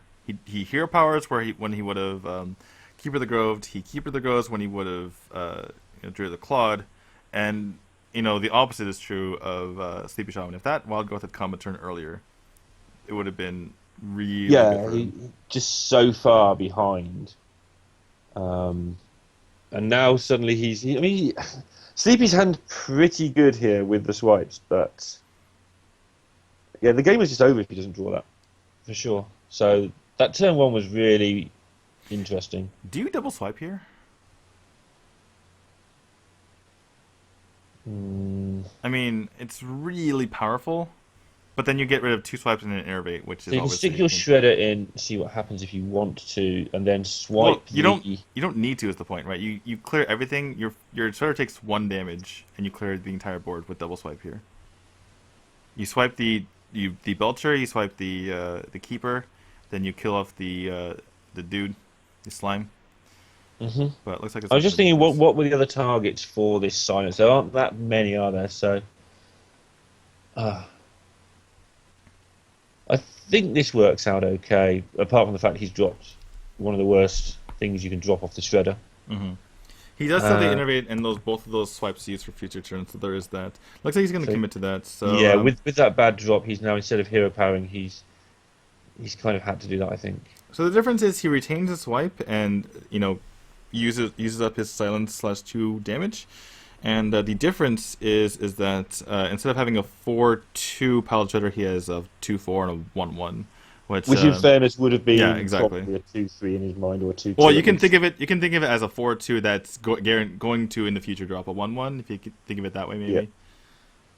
Yeah. Okay. Yeah, that's fair, because it's going to drop the same thing either way. So, second swipe's going to be handy here, though. Hopefully. Yeah. Depending how you feel about your life. What are the odds that the Boombot kill this guy off? It's decent. It's about 50-50, I think. Mm-hmm. Off the top of my head, but I'm pretty sure it is about 50-50. Well, it doesn't kill it off, and Like, it does one hit in the face 40 for 4, twice. though, which means that, Sleepy Shaman obviously would be loath to use his face to clear that up, so gonna have to use this Savage Roar, which is pretty painful. And that difference in that Wild Growth top deck is just so huge right now. Absolutely. Um, And now an Innervate even, so Chaen can go for this, and he can Innervate into that Shade, and things are looking pretty bad for Sleepy Shaman. yeah, he's going to have to draw his own Miracle top deck here, or he's going to just lose very soon. That's And that's not it. reasonable. Like, That's it's reasonable. okay. You kind of have to go for it just because, you need this Harrison to hit the field at some point. You need this minion to stop being so clunky, so you might as well have a Tall Strider in your hand rather than And you- Harrison. So You do get the 1-mana Wild Growth on turn 10, which sometimes is really important as well. exactly. If he gets that far, of course. But Well, no combo pieces in hand for Chaen. The second Wild Growth, or excuse me, the second Innervate could be pretty useful.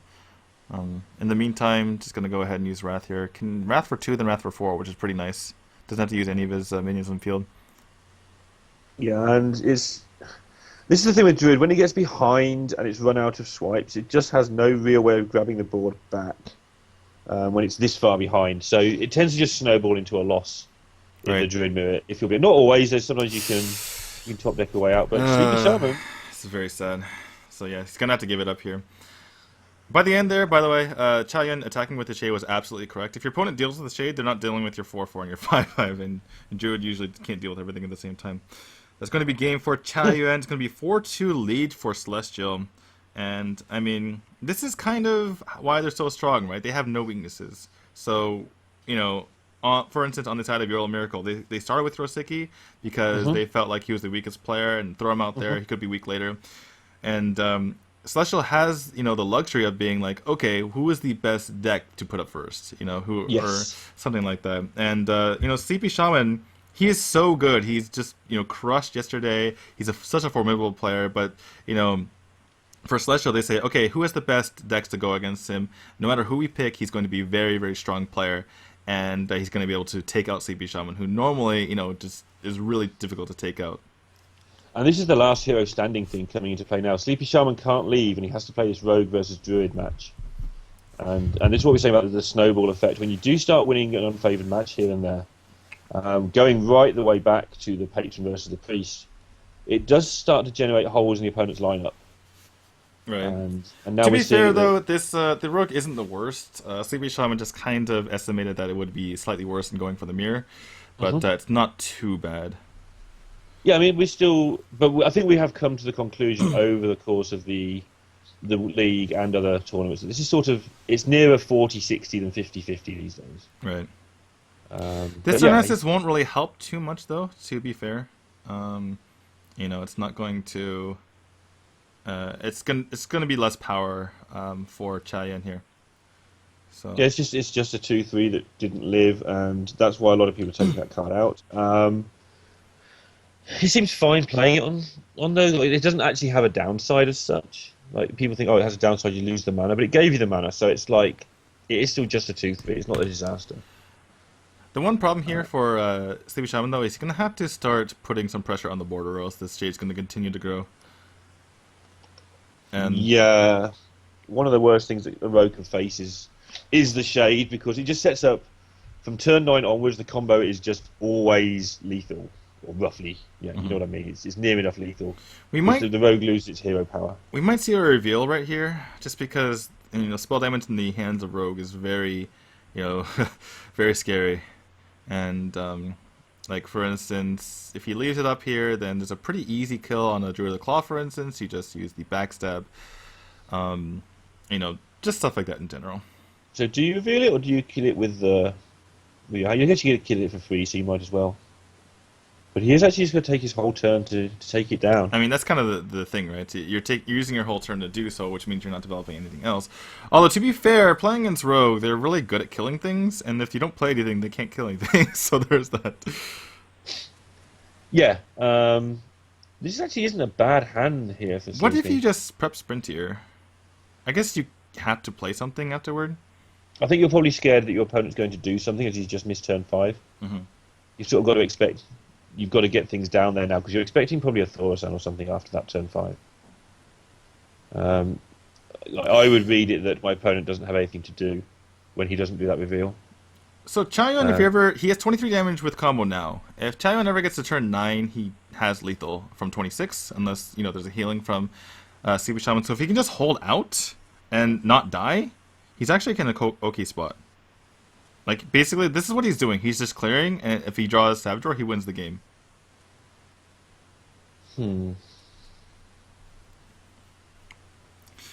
And Sleepy Shaman has a really awkward turn here because he would really love to have 7 mana to just throw out this Shredder and then the SI7 agent to clear off this, obviously the Druid of the Claw on the field. But, I mean, he can't just play a Temple BGH with a 7/7 on the field. I mean, obviously you have the sap anyway, but, I mean, sap can be really, really useful later. So we might just see Sleepy Shaman throw away his dagger, and yeah, he's gonna just dagger, deadly poison, and use his SA7 agent here. And it's better to have a 3/2 than a 5/1 dagger. Yeah, neither player looking comfortable with their decisions this game.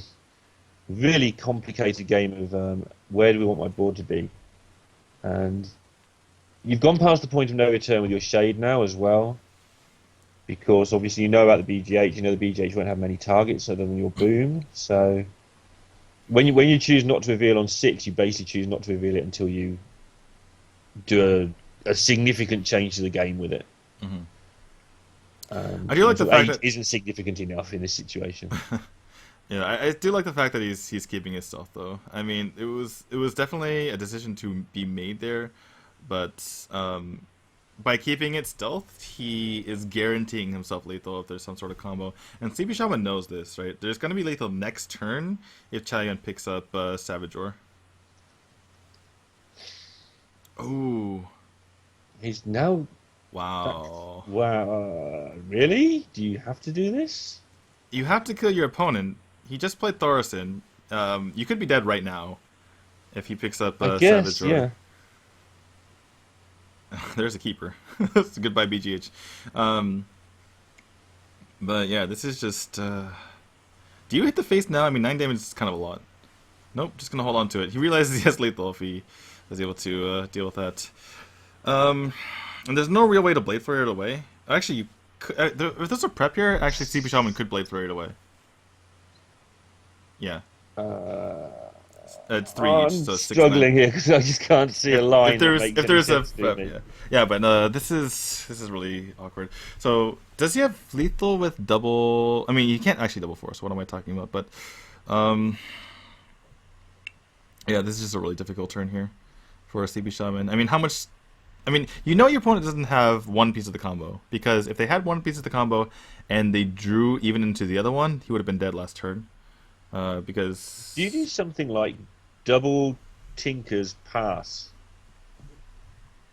or are you actually dead to that? No, you need to start developing minions onto the board to be able to kill your opponent. Because so you go double Tinker's Pass and then Chaen's never going to reveal the shade until he wins the game, or he needs to, or else he's going to lose the game. That's still my point. Like double Tinker's Pass means that next turn you can play Azure Drake and Blade Flurry and just kill everything in a big way and move on. That would have emptied your hand and given you very, very little to do, though. Alright, well, Chaen doesn't pick up lethal here. Gonna go ahead and play out his Sludge Belcher again. So how much damage is he on? There's gonna be 11 next turn, and then there's 12 damage in hand just from double force. As long as, there's his board is clear. So he's actually just almost has lethal with double force. Yeah, just that's got to be 10, 12, 15.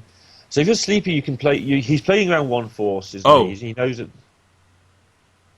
wait. Okay, that's a lot of things. He's 1 damage off away from killing off the shade, So or 1 mana. I you, mean, he 1 damage, one damage or 1 mana.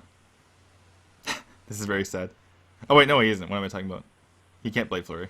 My head's kind of going crazy. yeah. So if you'd done the play I was on about last time, that was kind of my point. You could actually play as a Drake Blade Flurry now. You'd be on like 2 life or something though, so it wouldn't be very helpful. But now he can't do the. Do you just heal bot? I mean, obviously we can see both hands, so we know that he's dead to double force. I wonder if something like Prep Fan does anything here as well. He you know what he's gonna do? He's gonna prep Tinkers and then Tinkers again, and then smack the guy, and then Flurry's gonna die next turn. It's gonna be very unfortunate. So this again, talking about playing to win. As always, he's playing to win here. He's setting up a situation where good things could happen next turn if he's not dead. This is so sad. That shade almost died, but yeah, now he's dead. That's Oh my really goodness! And he just opened up enough space for for both forces to come up. Oh my god, feels so bad. That's such good play. Well, to be fair, work there's out the roar though. But yeah, that's going to be it. Chaen is going to 3-0 Sleepy Shaman. Yeah, and that's huge for multiple reasons. You've lost your 3 deck guy, being one of the big reasons, of course. So you're losing versatility. You've lost one of your best players. That's also bad. And of course, you're 5-2 down, which is terrible against the best team in the league. And Chaen just sitting there, hasn't lost a deck yet. So they've still got all of their 3 decks intact. Absolutely. Still has his Druid and has his Priest and has his Rogue. So it's going to be up to Yolo Miracle to find out a way to take out Chaen. Tough to do without one of your best players in Sleepy Shaman. But when we come back, we might see the conclusion of the Hearthstone team story. Don't go away.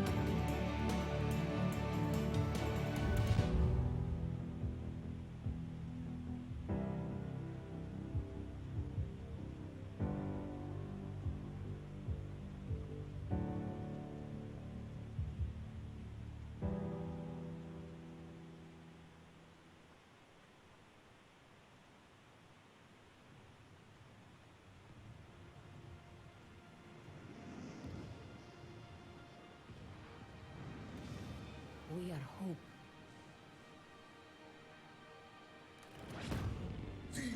Honor. We are courage. We are justice.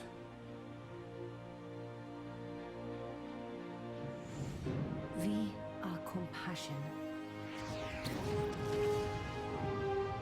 We are determination.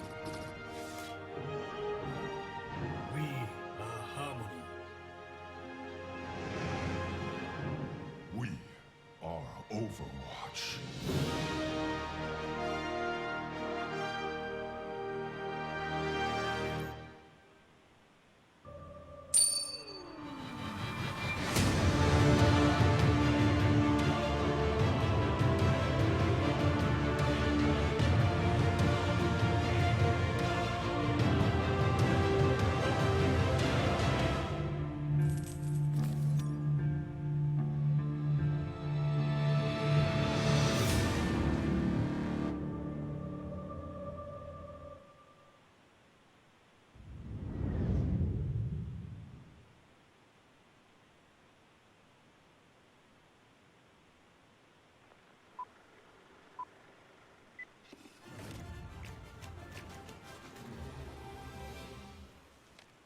在城里黑漆漆，黑石山外火不息。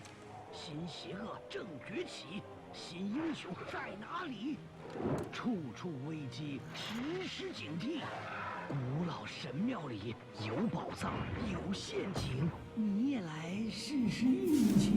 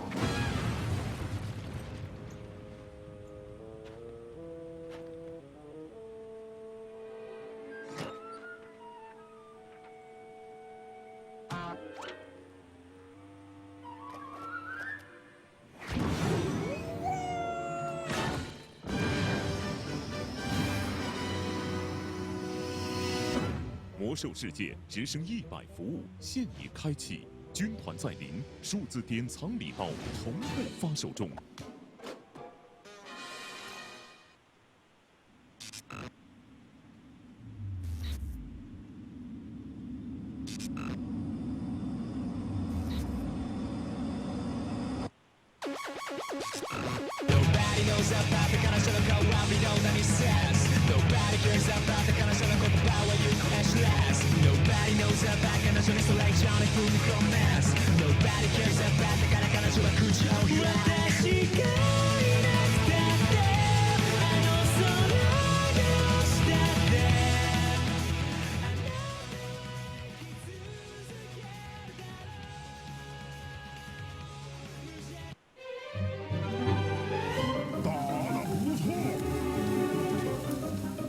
欢迎来到我的酒馆，这些是你赢得的奖品。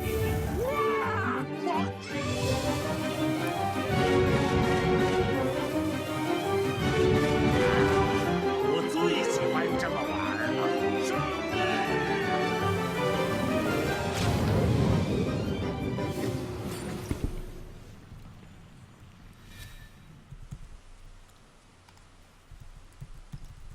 ！Welcome back to the Hearthstone Team Story. I am D2. With me is Lorinda and our translator Shrink. We are piggybacking on the Chinese stream that is Snowkiss in the center, Piggy on the left, and No Tomorrow on the right. We currently have a 5-2 lead for Celestial over Team Yolo Miracle here in the finals of the Team Story. And it's looking pretty bad for Yolo Miracle here, but they are the team that's in the finals here for a reason. They are the second best team, at least that's shown thus far, and definitely have a way to come back here potentially. But definitely it's looking good for Celestial, who has dominated this regular season so far. Yeah, Phil and Robin are obviously really good players, though. So, like you say, it's not over yet. They're here for a reason. I haven't got the decks. Is Robin playing Paladin? I was expecting a Paladin to come out and take this Druid on. Robin is playing Warrior and Shaman. Oh, right. Okay, that's on the screen right there. Right, so I guess what they're thinking is they need to take a chance, and if they play Paladin, it's immediately going to die to Rogue. Yep, that makes sense. So they're in a situation where... Whereas if they can get the Warrior through this, maybe they can win all 3. Or the for Shaman. instance. So get the Shaman through 1, then use the Warrior to beat the other 2 if the Shaman does get beaten by Priest. Right. And so this is then... the spot that Yolo Miracle finds themselves in. They have to take a chance. They can't just go with the easy counter in that Paladin because it will immediately just get countered on the way back. On the other hand, they do have Mage for Swallower, so that could have been an option for them. Maybe use the Paladin to take out the Druid and the Mage to take out the other 2 decks once it gets taken out. But obviously it's a bit risky there. Yeah, they're thinking ahead and just trying to work out how can they win the match, not how can they win, like you say, how can they win the one game. So it's looking like when you're down to the situation in last hero standing where you have to take a chance. Obviously, it can go wrong really quickly, but if it goes right, you can suddenly find yourself right back in the match just by overturning one unfavourable matchup. So exactly. Now the interesting dynamic here is that during the regular season, it was obviously conquest. You win your 2 games, you're done, you're out, good job. But now we're kind of seeing players be kind of like the hero, right?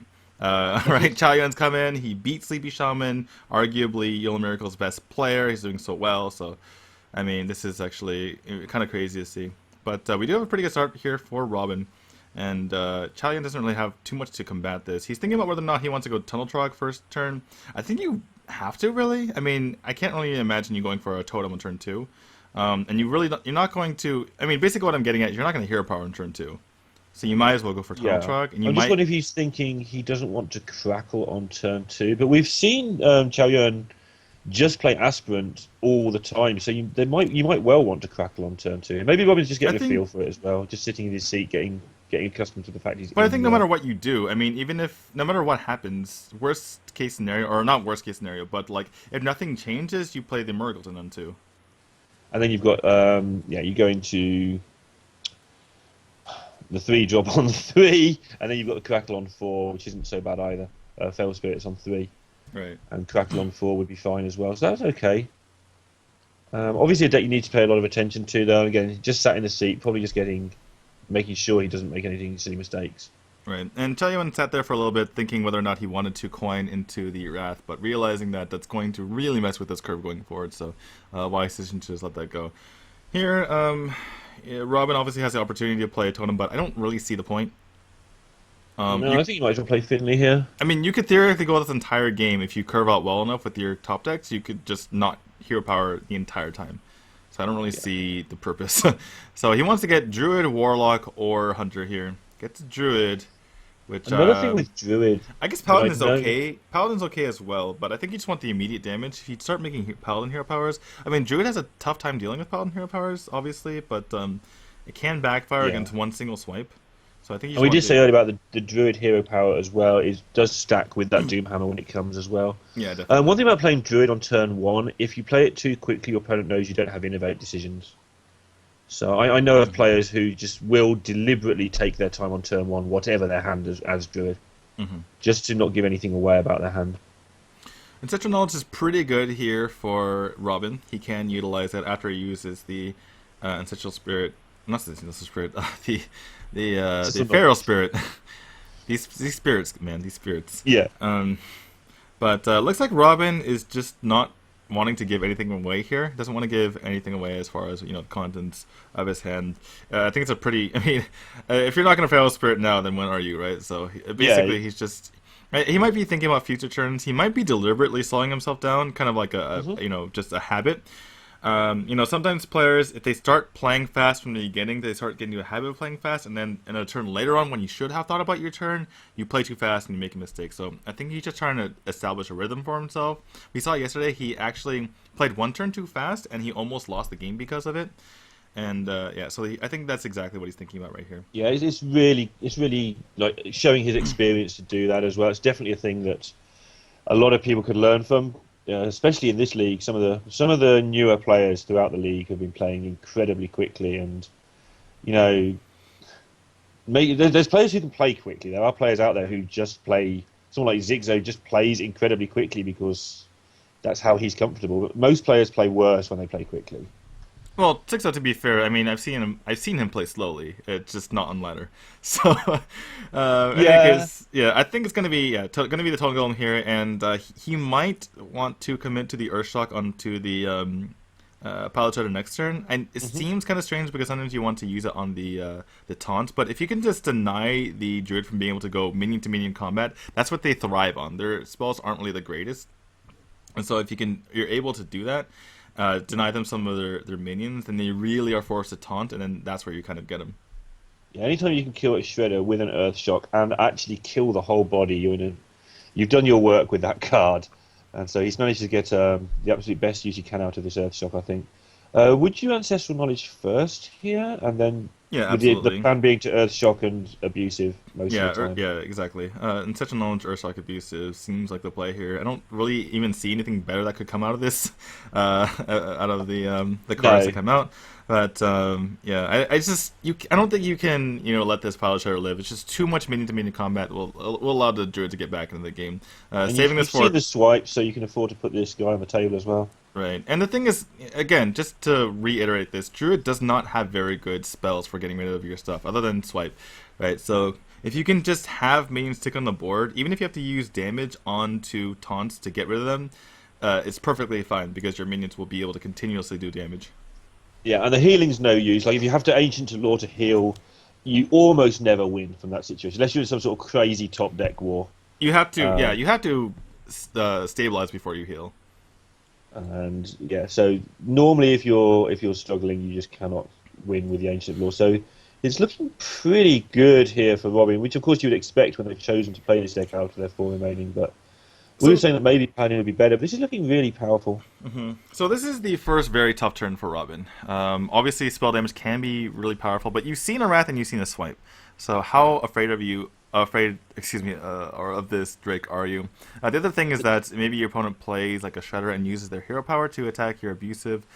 So that's one thing. The other thing to think about is, does he use his Rock Biter? And so he does use the Rock Biter to clear here. He could have used it to go to face as well. His opponent would have been at 7. And the thing is, a lot of people like to save it for the Doomhammer, but you have a Crackle in hand and they might put up a taunt at some point. And if you just get enough burst, you can just go through it. I think this game's over if he draws a Doomhammer anyway. Well, that's what he'll be thinking. We can see the Harris on the other side. It might not quite be, but he'll be thinking that Doomhammer on its own is 16 damage. That is enough in this match. Alright, so Chaen, he picks up Innervate, but he's going to have to use 8 mana, if you include that Innervate, to clear this board. It's looking kind of okay, not the worst situation for him, especially if he can pick up some healing. But he's giving initiative away to his opponent, and he isn't really close to killing him himself. Could there be potential lethal here with a good Crackle? I think so. 2 or 5. Yeah, definitely. Even with just the... well, he doesn't have the ability to hero power, so... I think you lead off with the Crackle, because you're going to hero power. Yeah, I agree. If you don't get the right Crackle anyway. Sick, that is lethal. Alright, there we go. He gets the right Crackle. He was just establishing dominance. Absolutely. But I mean, it was going to be Argent Horse Rider plus the Crackle and hero power if he didn't get enough, and then he would have used the Lightning Bolt later, just to fill out your mana curve. But at least for Yolo Miracle, they're able to win that game and bring it back to 3 games to 5. Chaen suffers his first loss there, and he's going to be looking at either Priest or Rogue. Most likely going to be Priest here. Yeah, it seems like a fairly clear-cut decision. Like, Rogue's not that great, in my opinion, against a Shaman, and Priest is. So, yeah, he's going with that. It's the Flash Heal Priest that we've seen so much of. Wow. Which I think is probably the best choice right now. Do you get rid of Flash Heal? I feel like that's a pretty good card. He keeps Circle. I guess maybe you need Alkanized Circle? You need the clears. I mean, his mindset is obvious. He wants removal, and he'll want to top deck the Flash Heal later. But I feel like it's kind of like having the heal bot. Like, if you have Flash Heal, getting the second Flash Heal is not too bad, especially because a lot of time the Shaman is just kind of, lava bursting you in the face, stuff like that. But, I mean, it's definitely not incorrect by any means, It's an interesting decision. I would actually have kept the same hand that he kept. The North Shore does challenge the 2 ones, like the Horses and the Abusive, so you do keep the North Shore just for the body as much as the card draw. You're not expecting to draw much here. You may well get a card using the circle at some point here, if you have to run it into a Trog or something. And you're right. I mean, not dying is the name of the game here, but it's the same thing as the Ancient Law for me. Is that you use a card healing for 5, and it's almost a turn. I know it's only 1 mana, but Right. I mean, and yeah, you know, I guess you're kind of right here. The more you I mean, the fact that you're going first means you have, you know, very few cards. So, you know, just keeping that in your hand is just going to potentially, you know, make your hand pretty dead. Pretty tough decision here for Robin. He might just go coin Totem Golem, even though obviously he wouldn't get the buff on his Tunnel Trucks. But yeah, essentially, he wouldn't be able to, or he wouldn't be able to deny a card to his opponent. And in fact, we can see that Chaen could actually draw 4 cards off of off the Tunnel Drog if it is played. that would be absolutely nuts. Wow.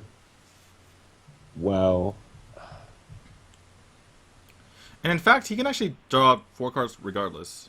He can only injure one of them, right?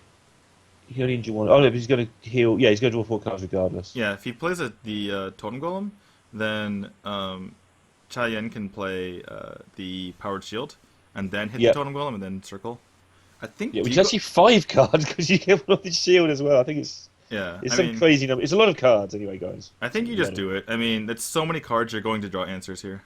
Start with a Powered Shield. You might draw something better, but yeah, I think you just do it. Looks like he's going to do it here. Gonna go Not only ahead. do you draw answers, but you draw curve. That's really important here as well. You'll draw your 2-drop, you'll draw your 3, and you'll be able to plan your whole game, not just with the cards, but with the curve you draw. And the thing is, you're using your circle, but wow. What? He didn't circle. So he's valuing the fact that he needs the Okanai more than the 4 cards. Right, but if you circle here, you can just draw the second circle. Sure. I'm not keen on that play, but maybe he thinks he can draw them next turn anyway. Maybe he thinks the clerics live anyway, and he can draw even more cards next turn. Right, but this Totem Golem can just kill off this 1/4. And so, I mean, I don't think you owl here. You think you just Totem Golem kill off the 1/4. Maybe he's going to hit the other cleric into the other 1/3. I mean, but it doesn't. You're not going to draw. It doesn't. Yeah, they're going to be dead. So you're going to draw half the cards this way. And I think he's just going to heal his cleric. I really think that was a huge missed opportunity there. I mean, obviously it feels weird to just heal back your opponent's card, but you're drawing 2 cards off of doing so, and it's only 1 health anyway. And I mean, obviously the circle is very important, but I mean, this goes way back to Control. I mean, I haven't really played Control Piece for a while. But, I mean, I did a little bit, but, I mean, I played at the BlizzCon, or at 2014 BlizzCon, and this is something that you absolutely do. If you have, you know, a way to, you know, Pyromancer, Circle, whatever, draw a bunch of cards, and he's going to do it now, and he's going to feel bad about it, so that he didn't do it. Yeah, he's now healed a bigger minion on his opponent's side, and missed out on 2 turns of tempo. And there's the second circle. And that is exactly what you're saying. You can draw the second healing anyway, and... But, I mean... he missed a chance there to get everything nicely on curve, I think. Yeah, you have so many answers in your deck. If you just draw a ton of cards, you're going to be able to draw something to deal with your opponent's board. And holding on to the circle just for the Okanai is not really playing to win. Yeah.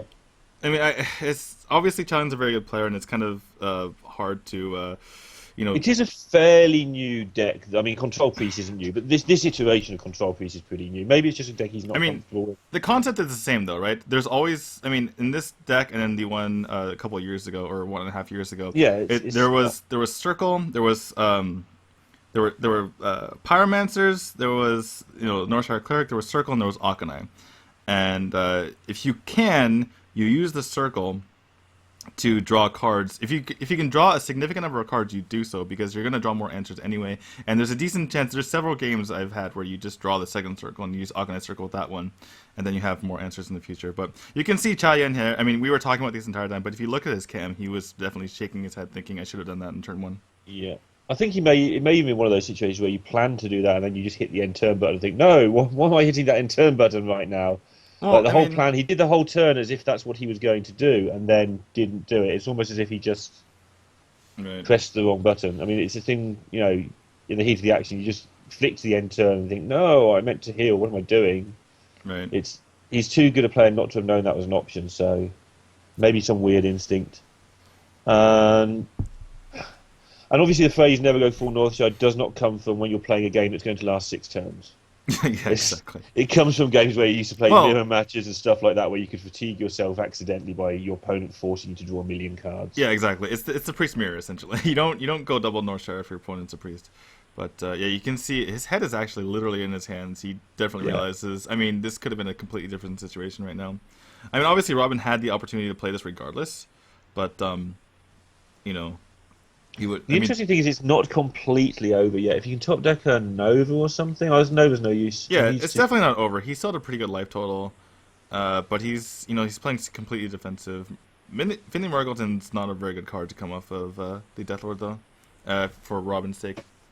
No, it's not, but it is a card that survives both things at least, and it is another recurring damage. That Finley will probably get 3 damage in through the game. So, and somehow he's got to put it behind. He's still wincing and stuff. Like, it's so easy to say from here, but if you can put those things behind you when you mess them up, and just get on with the game and worry about it later, it helps you so much. You only have 70 seconds to make complicated turns. If you're spending 20 of them worrying about turn 1, it doesn't help you now. And again, it's so easy said. I mean, every single person in the world will find it difficult to put it behind them. All right, so looking at Robin's turn here, I mean, he could have gone through the Sludge Belcher not too difficultly, but he's choosing it instead to go for Owl and push a lot of damage to face. And then, to be fair, I mean, getting that extra 7 damage to face is kind of a big deal. Chaen can clear the board except for the Murgleton here by using Light Bomb. Actually, he might just circle. I think you circle. I think you do circle. You circle here and you take out the 2/1 because you need the minion on the board. So he's going to do that. Can't take the Murgleton quite yet, but let's see if there's lethal here. He needs lethal here because next turn would be Flash Heal, and then the turn after is just a car, gain 4. So the route back is available for the priest. So there was 1 damage off lethal, even if Robin drew, or he got the spell damage to him. So, I mean, I don't know. Now this is really tough for Robin now as well. Yeah, he needs to. I think he needs to save things and try and get that totem, and work on the assumption that your opponent needs to take out the Murgleton. He can't afford to take out the totem, so your chances of rolling the 0-2 are going to get better and better.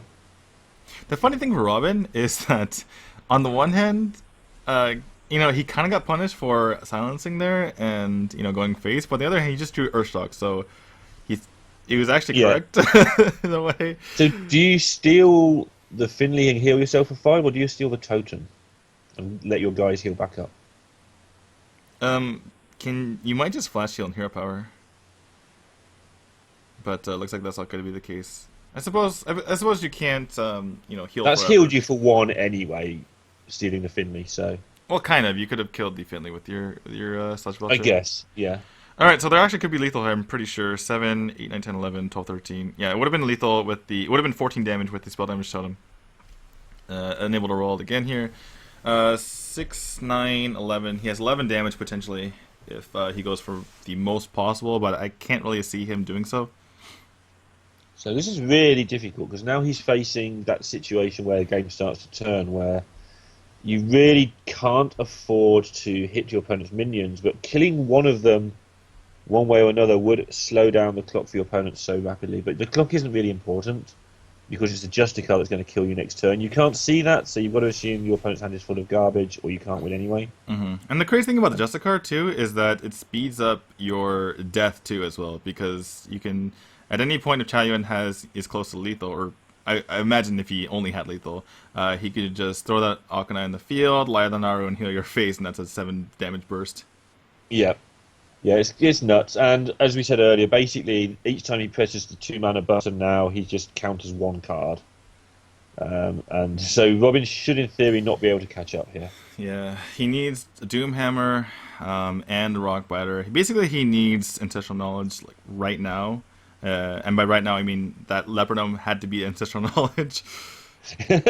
So, yeah. I mean, let's see. So with that taunt totem, I don't think he's dead. Speaking of Robin, but there is 18 damage coming from Chaen next turn, even through the taunt. I think you have to play Leper Gnome and Crackle Bolt Face, and then unlock your crystals, and then top deck Ancestral Knowledge next turn. I think that's the well, play you to could win. Crackle Face and then Ancestral Knowledge and then Lava Shock, because you unlock your crystals for 2 turns. I don't think there's 2 turns, but okay, that's fair as well. That makes sense. Just thinking there isn't 2 turns left here. So I'd unlock them now and just draw into the absolute nuts. Entomb on a Leper Gnome, nice. It's worth it. you Yeah, gotta well, do it. that's 4 damage, right? Basically, or 2.5, 2 and some. Anyway, heal for 7 for Chaen. That's actually perfect. That Entomb was the best card he could have gotten. It seems strange to Entomb a Leper Gnome, but that was the best card he could have gotten. Basically he healed for 9 there. Lava Burst is not going to be enough, I'm pretty sure, because he doesn't have the Crackle anymore. Yeah, and there's been a 4 heal in the meantime, and he wasn't 1 off, so...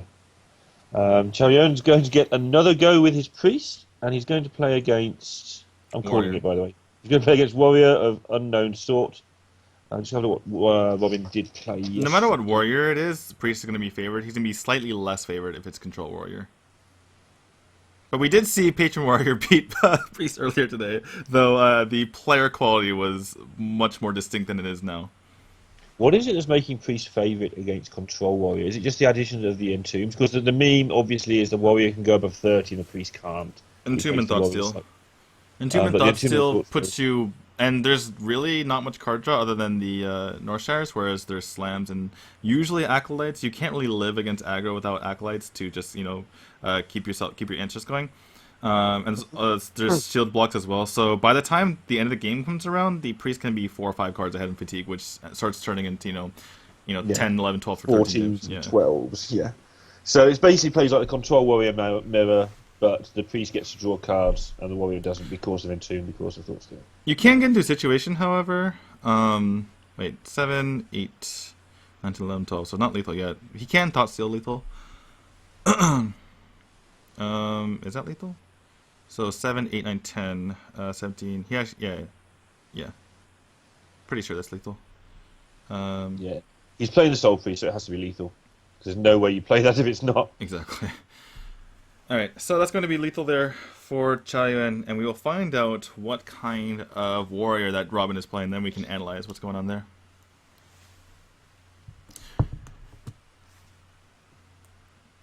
So I also did choose for Robin to go out there, so that might be a pointer that it's the better option for them. By the way, we seem kind of subdued here, but it's just such an intense matchup between these two players, so it's kind of... I mean, we could be yelling and stuff like that. I mean, obviously, in my case, I've been casting for like 10 hours now, but more importantly, we're just looking at this matchup. It's just like really intense going back and forth, and really just we're taking this seriously, so that's part of the reason. Wow, Defender, what's that card called again?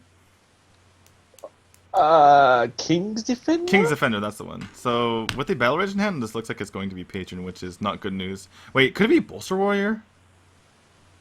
I can't even remember what King's Defender does. Can you remind me? It's 3/2 for 3.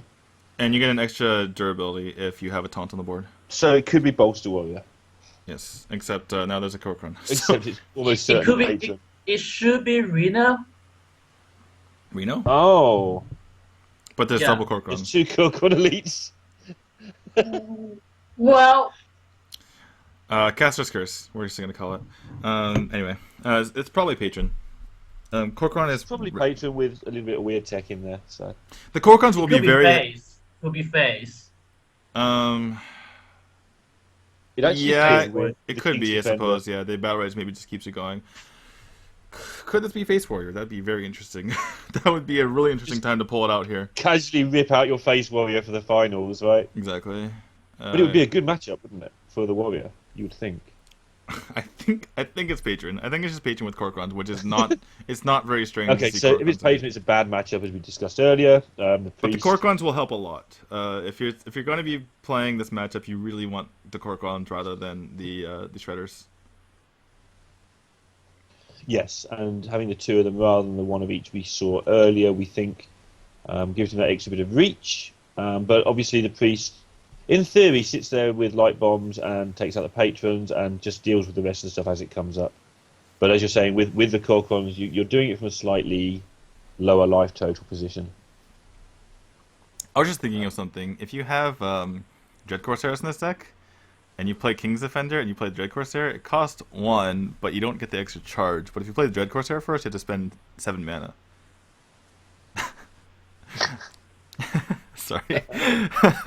Anyway, Robin actually decides to not armor there, which gives away what he is. So this will give Chaen the ability to kind of just counter his opponent here, which I don't really agree with. I feel like you're eventually going to take some damage by attacking things with weapons, and your turn 3 is almost certainly going to be Acolyte, so I think Robin's overthinking this.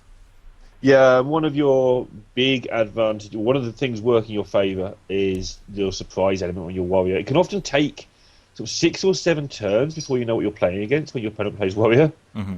And it's very easy to get misdirected and do something kind of bad as the opponent. Like you say, not arming up there for the sake of a potential 1 card later. And now he's got the weapon, it's not even going to probably be that, because he'll probably be able to injure himself for more than 2 anyway. Not arming up, giving away that surprise, I think isn't worth it. What do you think about not playing the Kor'kron Elite here? I mean, it's unlikely the priest can deal with it. I mean, we see that he has Fire War Axe in hand, but I'm wondering if he's hoping for the mistake and just going to keep until turn 8 and hit for 8 and hope that that's enough. I mean, Pyromancer Holy Nova, it's not, and that goes away.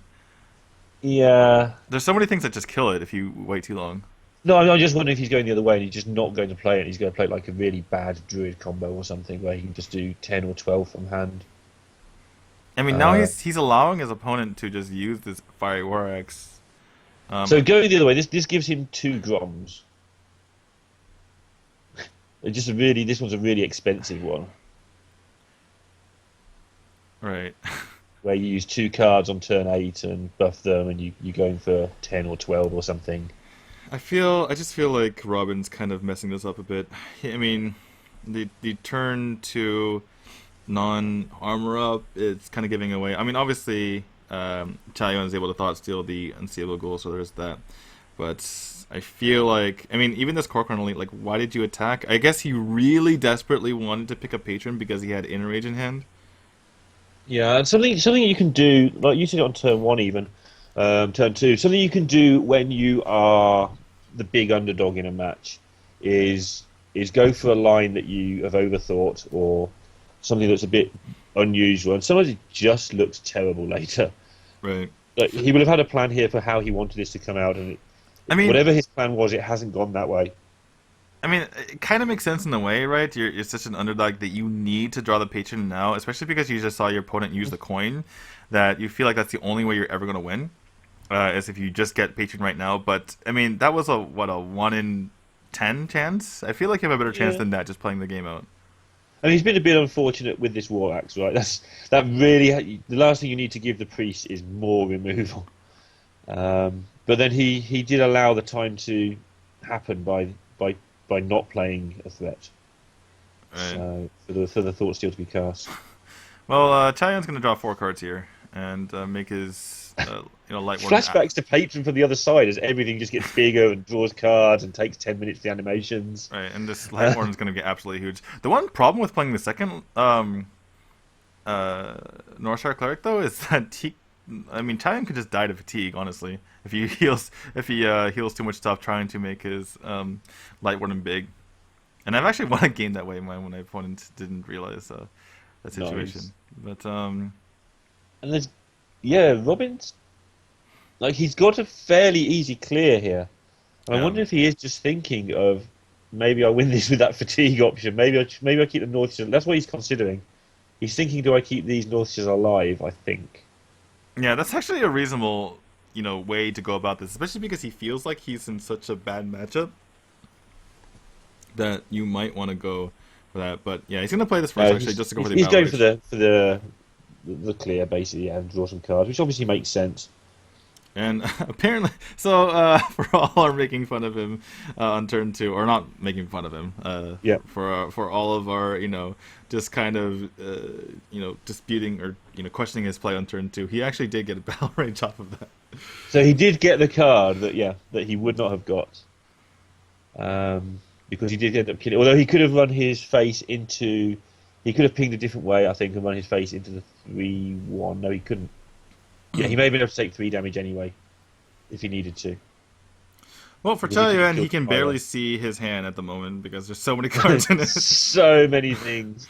I mean, What's the temptation here when you've only got 70 seconds? Like, obviously, you look for the best play, but is it just tempting just to go, oh, Cabal will do? yeah, I mean, it's it fine. looks good enough. It's the first play that comes to mind. Yeah, there are better cards to take, but you might as well. If you are able to get tempo in this game, in this matchup, you're fine. Because the only way you lose, really, is if your opponent basically just tempos you out of the game using things like potentially Lotheb after they've gotten a patron board, or maybe they start pushing a lot of damage like we saw a couple of games ago when Breath was able to defeat Rosiki. And you saw exactly that. Rosiki was just pretty wasteful, and you see Tayo is really valuing card draw and really valuing tempo as well, not just kind of randomly doing things. Yeah, just making sure he's keeping the board, making sure he's keeping his cards, and just looking after them to some degree. Rosiki got a bit excitable. Just basically wasted a light bomb, because they are valuable in this match.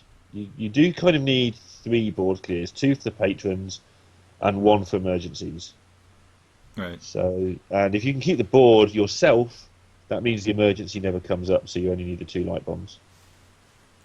So it looks like he's gonna start populating the board here. I like this, not healing his own face. He realizes that getting the board is more important. You're not gonna get burst down by a patron. What you're going to get is, tempoed out of the game, which can happen, especially if you don't have enough of a board. So I like Chaen here, not, relying on healing his face. He has enough healing over the long run if he can just gain the board. Like, if he has the board, he can play Justicar, but if he doesn't have the board, he can't play Justicar. So actually, putting more things on the board right now gives him more health later. And how desperate is Robin here? Will he be thinking about blowing his own boombox up to take a chance? He could, Or do is he so. not at that point yet? It's... I mean, it's all in and unlikely to work if he does that. Let's not make. Looks like he's doing it. Looks like he's going for it. But it's like, I'm so desperate. I just got to get 2 perfect bots on this this Shadow Priest and this Sludge. He may not actually trigger them. He may just play the card, of course. But I think if you play it, you probably trigger the bots as well and just say, "I need some miracles, please." Right, well, it looks like he's just going to play it and hope that there's nothing to take care of it. There is an Entomb. And that, I mean, we saw when Rosiki played, that was a way to maybe get rid of something like a patron, a healthy patron, but obviously it's not really what you're looking for right now. Or in that situation, I should say. But it's going to actually heal his own minion and try to make sure that he can maintain the board here. Yeah, and this is why I would have gambled with the bots last turn, how unlikely it was, because now you're just going to get nothing out of them. They're just healed straight back up anyway. Circle's pretty good use here. I mean, it just keeps all your stuff topped off, and nothing's really gonna die here. Picks up the patron, heal for about 11 or something. Yeah, exactly. It's pretty nice here. I mean, Circle, it's kind of funny, right? Because I remember in the very, very, very beginning of Hearthstone, people make fun of that card. It's like, it doesn't do anything, right? It heals everything. What is that? But even in this situation, when it's not drawing cards, kind of nice. Yeah, just pretty much locked this game out now. Right, and you can't even patron here because your patron board's going to die on board. Yeah, on board. It's not even has he got the light bomb. Like, Breath managed to go earlier, make 4 patrons, hope that light bomb doesn't happen. I guess he doesn't even have this option here. You have to go for 6, and then just use it to clear your opponent's board, basically. Yeah. Oh, he's going to do this. Interesting. Huh. This is interesting. Why is he... Wait. He doesn't want to commit his Death Bite? That can get Caballed. In fact, it's going to get Caballed. It's going to get Caballed. I'm not keen on this. I mean, to be fair, if it does get Caballed, then if Robin picks up a second patron, he has a free way to make 4 patrons, because he just runs into the unseeable goal. But I mean, you're against a priest who's drawn a lot of cards. You've got to expect that light bomb's in there for the second lot, and you've given him the first lot. You've got to expect Cabal and light bomb here. It's not like we can see his hand and we can see there's one and not the other, but there's going to be at least one of them in his hand here. He has seen one Cabal in fairness. Maybe he just decided it was that desperate, I have to go for this play. Because that is something that happens in this matchup. If you get so far behind, you just have to go. He could actually, no matter how silly it looks, just gamble that they don't have any good cards. Right. He could actually Shrinkmaster Convol the healthy patron if he wanted to, which would be kind of funny. He doesn't actually, but like you said, there actually is no Light Bomb, and there actually is no Arcanite Circle because he used it earlier. And this is just interesting. Just gonna kill it this way. Because he just wanted more stuff on the board. He knows that there's no Brawl in Patreon. It acts like a tempo deck, so you really can't afford to have Brawl. Yeah, and this is the beginning of the end for Robin. He's losing the board. You have to out-tempo your opponent, and, I mean, just look at this board state right here. It's completely in the hands of Chaen. yeah, I can't see a way out, but, I mean, the only glimmer... I mean, Chaen, there isn't a way out because he's just not going to be able to put patrons on the board.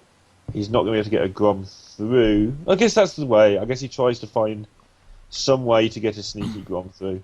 Maybe Chaoyun messes up and plays Okanai or something so he can't heal. If that execute was a Grom, then he might have had a chance. Because he plays not Grom, Grim Patron, sorry. If it was Grim Patron. He just plays it right now. He can inner rage that last 4-1, and then there's a big patron board, and there's no answer in the hand of Chaen right now. That was his last chance.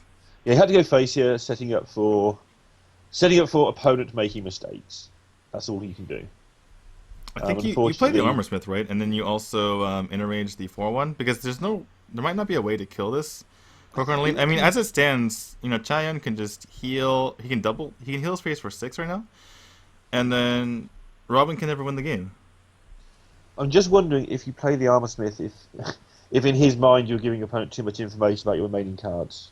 No, that's 3 cards. Maybe you're true. representing stuff. That is true. Look at Robin's face though. He's shaking his head. He realizes that this is pretty much over. I think this is pretty simple, honestly. I mean, Chaen, obviously, you don't know what he has. I mean, we can see what Robin has, but we're just theory crafting what he could have. But you just stay safe here for Chaen. You just heal your face, and there's nothing you can do. And it was Robin yesterday who managed to get a couple of situations where, in a lost position, he did manage to set up a board that looked like it might have some sort of hope if his opponent had no cards. Right. Same sort of deal as this, except he managed to sort of create boards from nowhere. So he's very skilled with this deck. And even now he's trying to think, what's my top deck? How do I set up anything to win this? I have 2 turns. I have 2 top decks. Can I win the game with those 2 top decks if they come perfect? Do I need these Armor Smiths on the board to buy myself a 3rd card? I mean, all these arms, it's easy to see from our side he's not winning this game. I mean, if you exclude the cards that he's already played, if you could pick what cards he could have in his hand right now, he had 4 cards in his hand out of a normal patron deck, it wouldn't matter. If he could pick the 4 cards in his hand and he could pick every single card, if he could just look at his hand, like it was Magic the Gathering game, and pick it out of his card, he would not win the game because Chaen. I mean, he plays Dr. Boom this turn and heals his face, and he's fine. Other thing that's of interest here is Chaoyun's playing very, very carefully. He's kept this Loatheb in his hand for a long time now. It would have been a nice minion to have on board as a 5/5, but he's realised that if anything, for some reason, got out of control ever, obviously we're beyond that point now, he would always have had here's a Loatheb, that buys me another turn option, just to protect from some sort of Grom burst or something. By the way, I like Chaen not healing himself here. He realizes he just saw these 2 Armor Smiths. He has so much more information now, so he doesn't need to even worry about it, right? Like, you can't propagate patrons. Even if you could, this is better to do if you're talking about Chaen here. And there's no way you can die even to Grom Inner Rage, which is the most damage you can possibly do from the situation. And it's looking like he's going to go to 7-3, and when Chaoyun sat down, it was 2-all, and he still sat in that sleep. I know, it's pretty crazy. I mean, but that's what happens. I mean, Sleepy Shaman is arguably Yolo Miracle's best player, and it was just a good situation. I mean, you look at it. If you look at the situation, though, I mean, or look at what they did here, they're very similar. It just shows how good these teams are. They have very similar strategies coming into this. Chaen, the player with 3 decks, had Rogue, Druid, Priest, and Sleepy Shaman had Rogue, Druid, Reno Lock. So it's 1 control deck and then 2 mid-range, or 1 combo deck and one mid-range deck. And I mean, it's definitely. I mean, you could see Sleepy Shaman just taking out an entire team if it was EDG or Tong Fu or something like that. Yeah, I mean, if he wins the Reno Lock versus Druid game, his first game, that Druid doesn't go on the crazy win streak. The Reno Lock possibly just cleans up that lineup. You don't know what happens next. Because you have to play Priest and Rogue with Reno Lock. You can win both those games. Right. And by the way, look at Team Celestial. I mean, you saw Chaen, he's been pretty stressed out. He's played a lot of games, and like every single game is pretty stressful, right? But for Celestial, You look at the bench, they're smiling like, "Good job, man. Good job. Keep going. Keep Yeah, going. we don't Where's want to that play money?" today anyway. We said in the interview we weren't going to play today. We don't want to play today. Right, Zuyo and keep Zoro are just sitting there like, "Keep going, man. We don't want to go out there." Just could you lose one, please? We want to go. No, if I were in that situation, I mean, Yeah, you want. you don't Yeah. need to play. You just, all right, I'll take my money. Just prove I'll we're take the my best money team. and sit here on this bench all day and look at my phone and eat McDonald's or whatever that is, and I'll be fine. Yeah. Anyway, the warrior of Robin is gone. Robin is done. They are down to Follower. Follower has to beat Mage, Warlock, Hunter, Paladin, Rogue, Priest of Zuyo, Zoro, and Chaen with his Paladin and Mage. And the trophy is out of the glass case as well, ready. It Ready was in a to glass case yesterday. ready to be presented. And they're kind of talking to Robin here, but I mean, I guess it's always interesting to talk about Hearthstone strategy, and they're kind of saying you should have done this, should have done that. I mean, we definitely saw a lot of a lot of questionable plays by him, but I mean, I think they have to kind of pull it together here and have whoever get it done. I just get the impression that Sleepy Shaman would be one of the best players in the world to be on a team with when you're not playing the game. And the second you're in that match, I don't want to walk away and have him discuss things with me. He's always very animated about it. I just want my minute to myself when I've just got beaten like that. But in between times, he's got to be one of the best analysts out there, I think. You'd want him on your team every day of the week, obviously. Here we go then. If Oliver's got it to do. Alright, so he's going to get Priest, which means he goes with Mage? Depending what the mage is, but yeah, probably. You can't go with Paladin. Yes. It's probably Freeze Mage. This is Fuller. He almost always plays Freeze Mage. And he's played a lot of Hearthstone in these last 2 days. He played the show match today. He went 5-1, I think, or 5-2. So you cast for Oliver about, like... I've casted for Oliver. 30 games of Hearthstone in 36 hours? Yeah, just 30, dozens of games of just for Oliver alone, right? It's incredible. I mean, I cast So three... three best of fives. Yesterday he played his 2 decks, and I can't remember his record if I'm honest, but he did okay. Oh, right. I cast him yesterday in the Hearthstone Team Story yesterday, too. So yesterday, Yeah. I cast him in Gold Series when he played 3 best of 5s. Then he played in the Team Story, and I think he was only there for a little bit. He came in towards the end, I think. Mm-hmm. He was there for at least 5 games that I've got him down. So I think it was 5 games he played yesterday.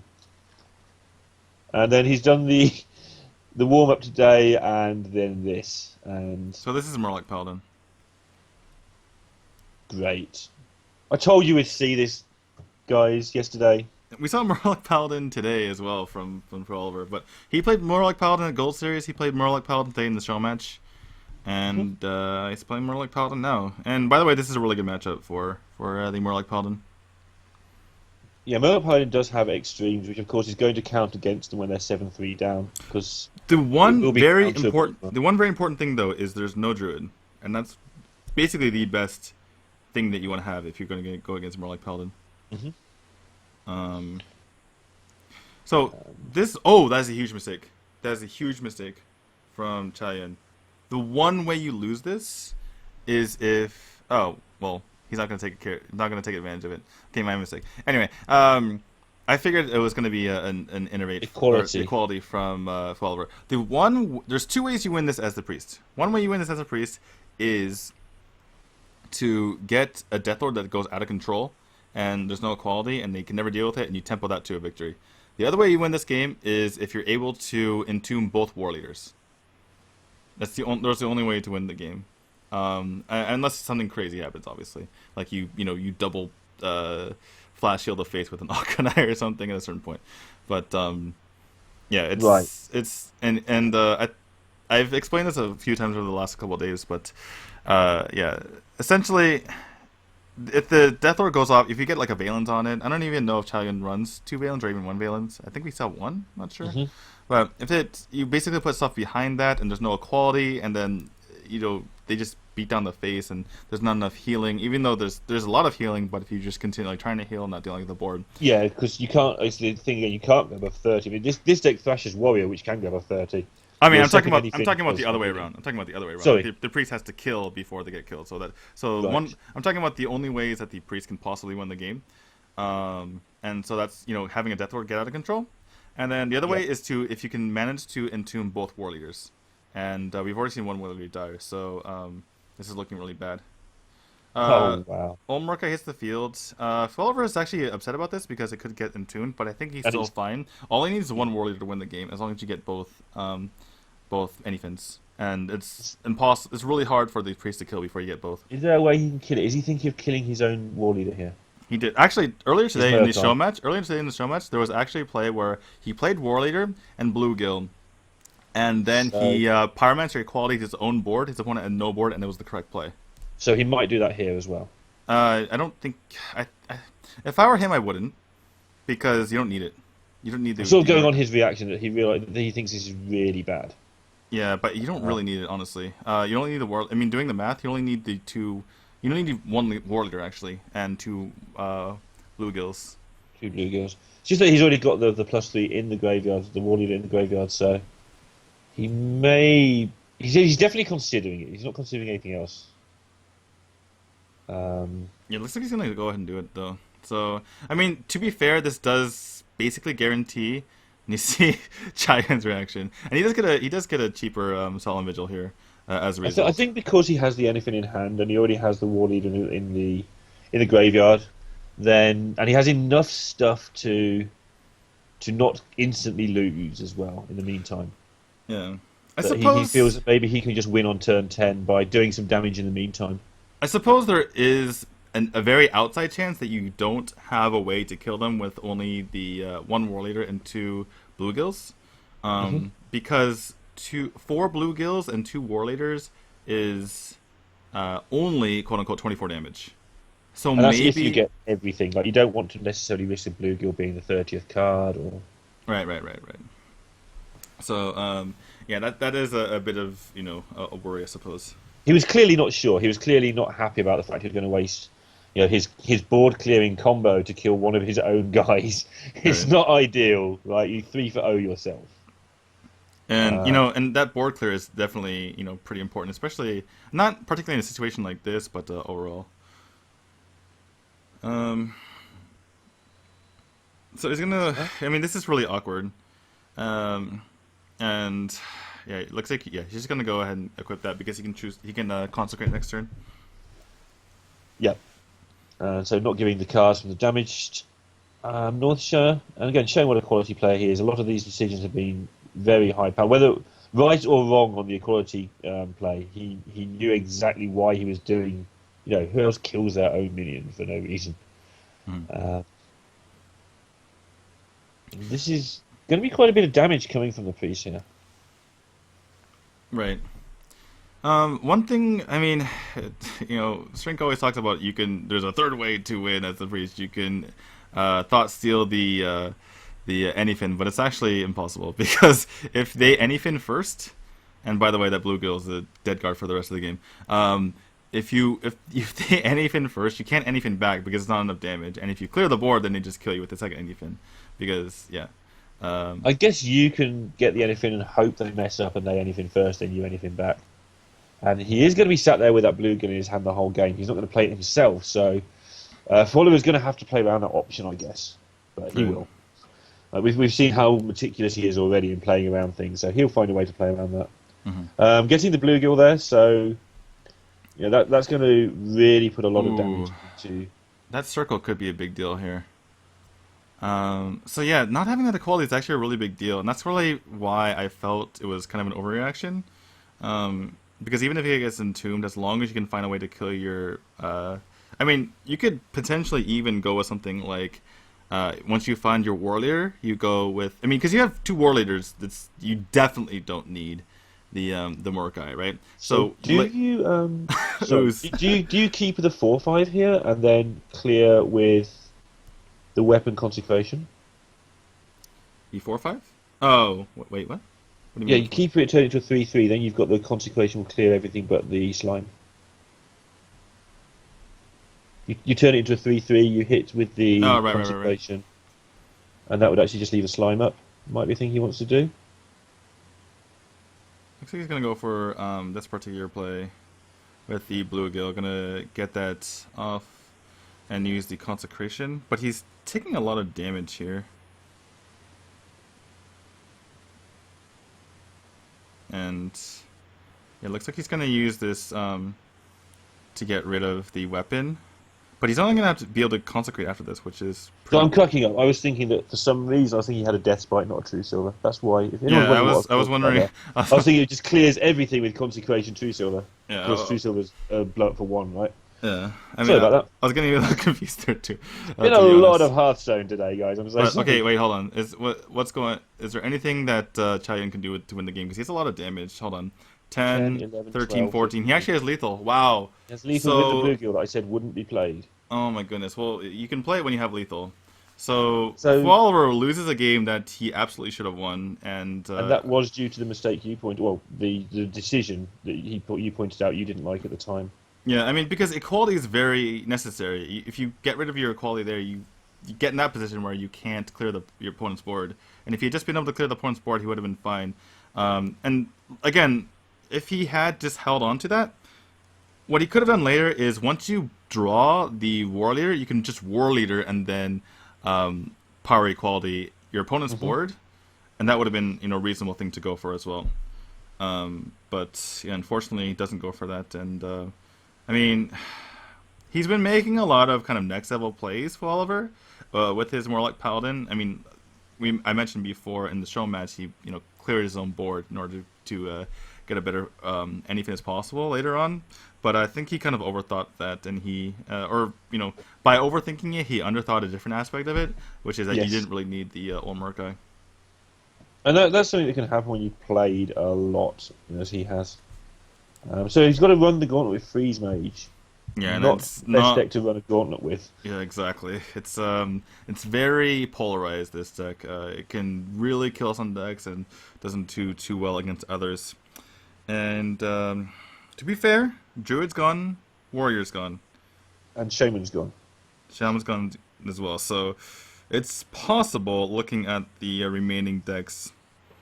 So yeah, if you had to pick 3 to remove, they're the 3 you'd remove. So Exactly. but you've still got to find a way to win a series of sort of, at best, let's really give him the benefit of the doubt, at best 70-30s without one of them slipping up, and it's not going to be 70-30 against some of them as well. But this one, however, is probably 70-30. This is a good start for him. Well, there are Flash Heals and there's Justicar, and that's a really big deal. I mean, traditionally, the Freeze Mage is very, very good, obviously, against Control Priest, but if you're running the Flash Heal version, it's problematic. Yeah, because it makes your combos so much harder to operate. So we did see yesterday sort of the strategy of just get a million fireballs, and then the priest probably struggles that way instead. But Right. So there's some early pressure here as well.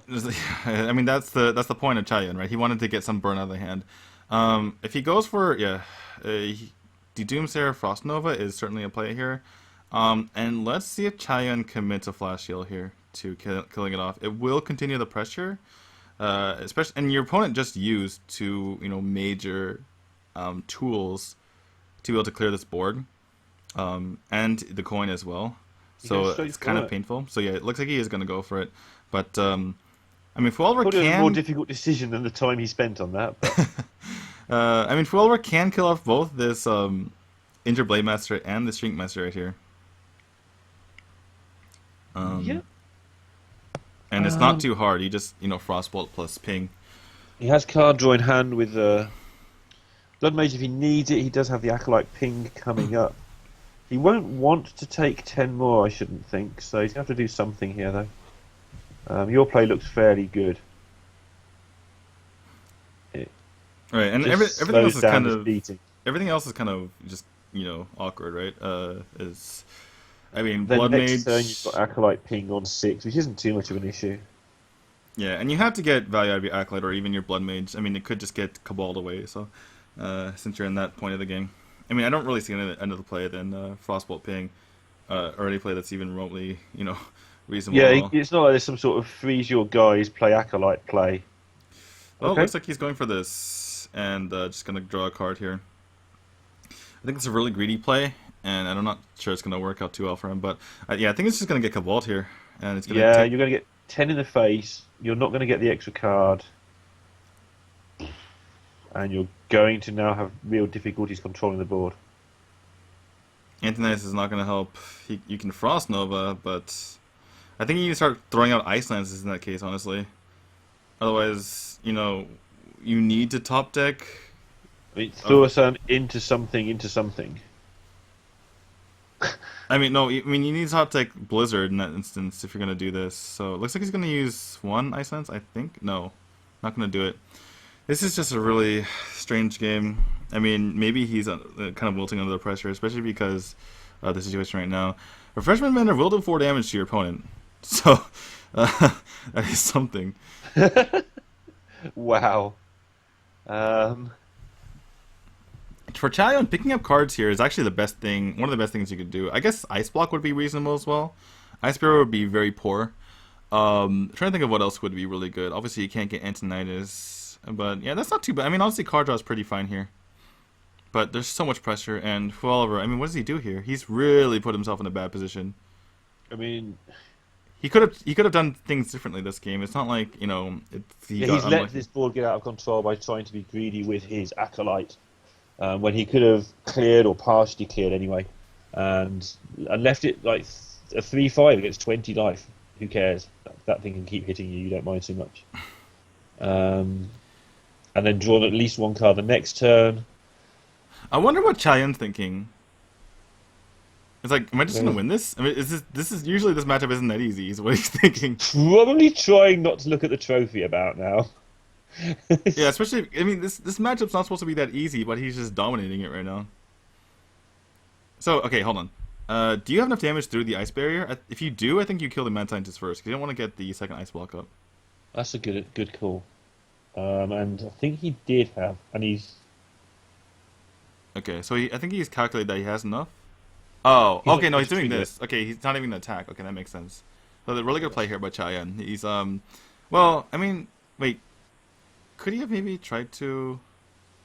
I guess it doesn't really matter too much. But, yeah, maybe he wants to use maybe the Refreshment Vendor as burst later. Yeah, I think he's just keeping... He did this last game when he was winning control as well, just keeping... or against the Patron deck. Keeping every good option back just in case. And right. That's not a card. Well, yeah. Follower has to play the heal bot or else he's just dead to hero power. And Chaen knows that he's not... I mean, Chaen knows that it's Ice Barrier. Well, right? He can fireball the Soul Priest, right? Right, oh yeah, he can do that too as well. But then I don't think it's very good, but he doesn't think he can do. He's dead to Holy Nova, which we see is in the hand. So, I guess it's either he takes a chance with the heal bot or he takes a chance with the fireball. He could just start frostbolting things after the heal bot. But at the end of this turn, no matter how it looks, he's going to be really long win conditions for, in fact, I don't think 12 turns time. I don't think he can win. Like, no, he I can probably, I don't think survive. I don't think he can I don't think he can survive this turn. Wait, if he heal bots, he survives. If he fireballs, he doesn't survive. If he heal bots, Frostbolt, Lance, the Soul Priest. But hold on, 3. That's not enough either.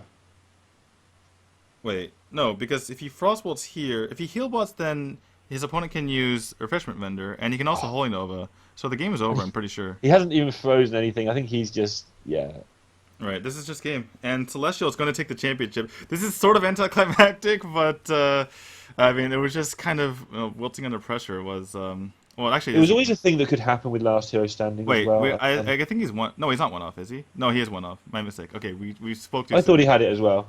Sorry, one off. Refreshment Vendor plus Holy Nova is one off. Or Refreshment Vendor plus Heal, I suppose. Hasn't got the mana to ping as well. Yeah, okay. Yeah. Sorry guys. It was always a problem with Last Hero Standing. Not a problem, but always a potential thing with Last Hero Standing. And also a potential thing with Celestial is so good anyway. Yeah, sorry about calling it too soon. That's fine, we get to call it twice. Exactly. I think we probably called it about week 9 as well. And I think you Refreshment Vendor, right? Just to put pressure on your opponent. Maybe he doesn't realize what Refreshment Vendor... No, save the burst in case of another... I suppose. A clear plus another barrier. Well, okay. Finish. Okay, now that we've established that we screwed up the call, is there any way that Fuelver can come back here? He has to first of all kill off this this Akanai. He has to kill the Arcanine. He probably doesn't know he has to kill it. And now Getting he the really. Alexstrasza is really bad. Is there a Reno? Is this a Reno deck? If he can survive one more turn, can he top deck a Reno? I don't know. I don't think he can survive one more turn, but if he can somehow.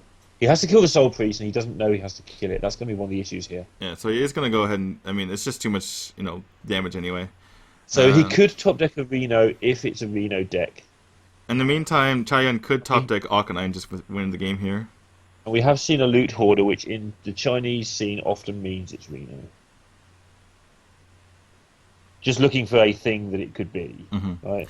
Alright, so the game isn't over yet, but Chaen has a pretty good play here with the Circle, Light Bomb, Interblade Master, North Star Cleric Circle. This was an interesting play. He could have gone for, I guess, the North Star first, I suppose. I guess he thought of it afterward. I mean, I don't even see... So if he draws the Reno, he keeps alive. And that's going to be game.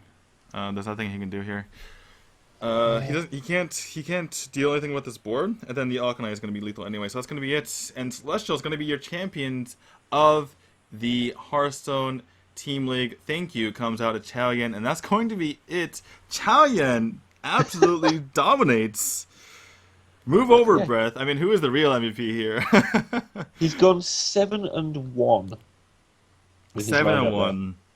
He's taken down Sleepy Shaman, Robin, and Folliver in a row, full lineups. And the only advantage he has is he did get to choose Druid against Sleepy's Reno lock. That was it. That was the one time he got to choose what to do, and the rest of the time he just kept beating what people threw at him. And Tiddler gives him a nice big hug and says, "Thank you for the money."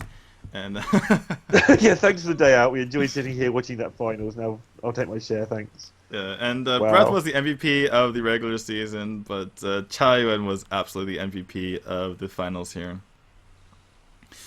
That was fantastic. All right, looks like we're going to get an interview here. So. 作为这个战队的创始人小玉，你有什么想说的吗？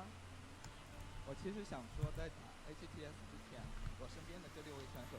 All right, so we're talking with Tiddler first. Shrink, are you there? Do we not have Shrink? Is your mic muted, Shrink? 是由职业主播，但是更多的是由我们职业的玩家去创造的。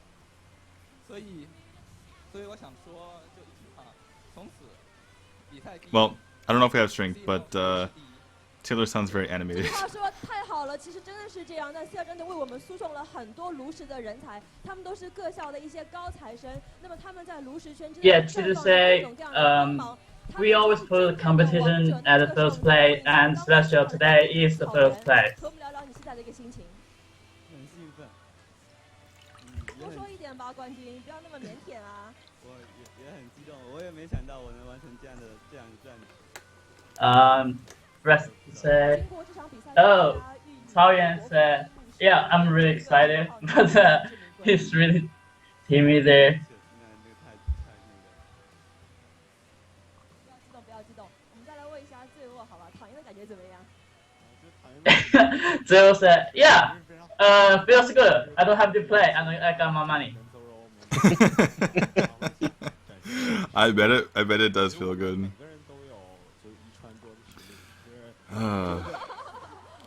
这局我给满分。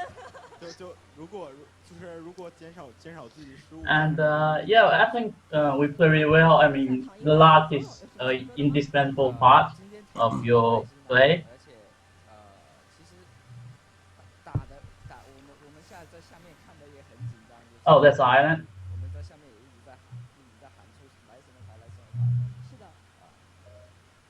来，再来问一下这个今天探路的哨兵 Brace 说好了1穿9呢？ And Zoro said, "Yeah, I feel really good as well." 想让大家都露一露脸，可是有一 No. 个人太 No game, a lot of money. 把他们全干掉。 Brad said, "Yeah, I mean, I think I've fulfilled my mission. I just did some scouting." 比赛虽然我没有上场，但是 We have Spring.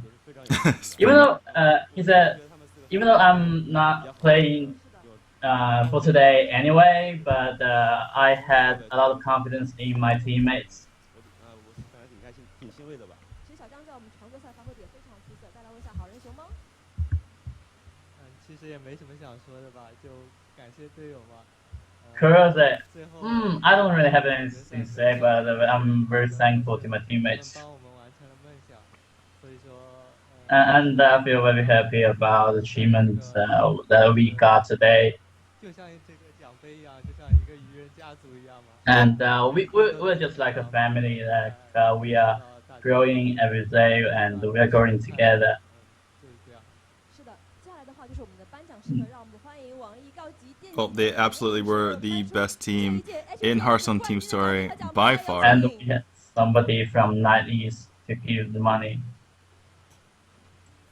好，请我们的冠军战队拿起你们的奖牌 300,000 yen.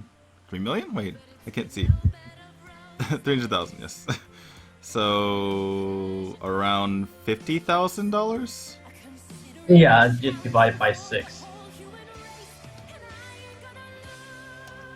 那么在经历了4个月的 HCL They're holding it so awkwardly. 恭喜一下 CL 战队站到了最顶端。 I 其实 mean, 我觉得还是有寓意的，因为我们的奖杯 somebody 是小 didn't 玉 play, 战队 so 站到了最顶端。那么接下来 I think Chaen needs to smile more. 捧起你们属于你们的奖杯。 Anyway. And the Golden Murloc Trophy. The best Callum trophy. isn't there to pick up because it's beautiful. I think he's in love with this trophy. It is really nice. Oh my goodness. This Golden Murloc Trophy, though. 感谢各位这4个月对我们的支持，让我们下一赛季再见。 you know, this is first I mean- time champions. I mean, they dominated the regular season. They were in first the entire time. 30 games, a win-loss difference. You know, over 10 points ahead of the next, the second place team at the end of the regular season. Got the first seed, advanced straight to the finals, and 9-3 in the finals. Yeah. It's absolutely You ridiculous. just can't argue with any of it. And they'll Honest- be back. It's a bit disappointing because I wanted to have a really epic match today between Yolo Miracle and Celestial, but I mean Well, they I proved wrote- today that they definitely deserve it. I mean, had Rosiki been not CX, and that will probably be possible. Yeah, if Rosiki were love CX, but to be fair, I mean the biggest thing here was that I think the only player who was on par with the players from Celestial was Sleepy Shaman, and once he got knocked out, it was just really a dire situation. Yeah, Oliver was the next best chance, but he was obviously. I mean, he's played so much in the last 36 hours that he obviously wasn't on his game today particularly. And it's really, I mean, if you think about it this way, right? Sometimes when you're down 0-2 in a best of 5, it can really get in your head, right? Like you can't really focus on the game at hand because it's just always in the back of your head. I need to win 3 games, and Oliver had to win 6 games, so it can be really easy to start losing your concentration. Yeah. I mean, his mistake was only a strategic. It wasn't like a mechanical error. It was a strategic decision he's made before, and he didn't like it at the time. He took his whole time to make it. It's not like he made some brain-numbing error. He just made a slight strategic error that got out of control. I mean, at the time, it didn't look like it could definitely be a mistake. Even it just looked you called that it could well be.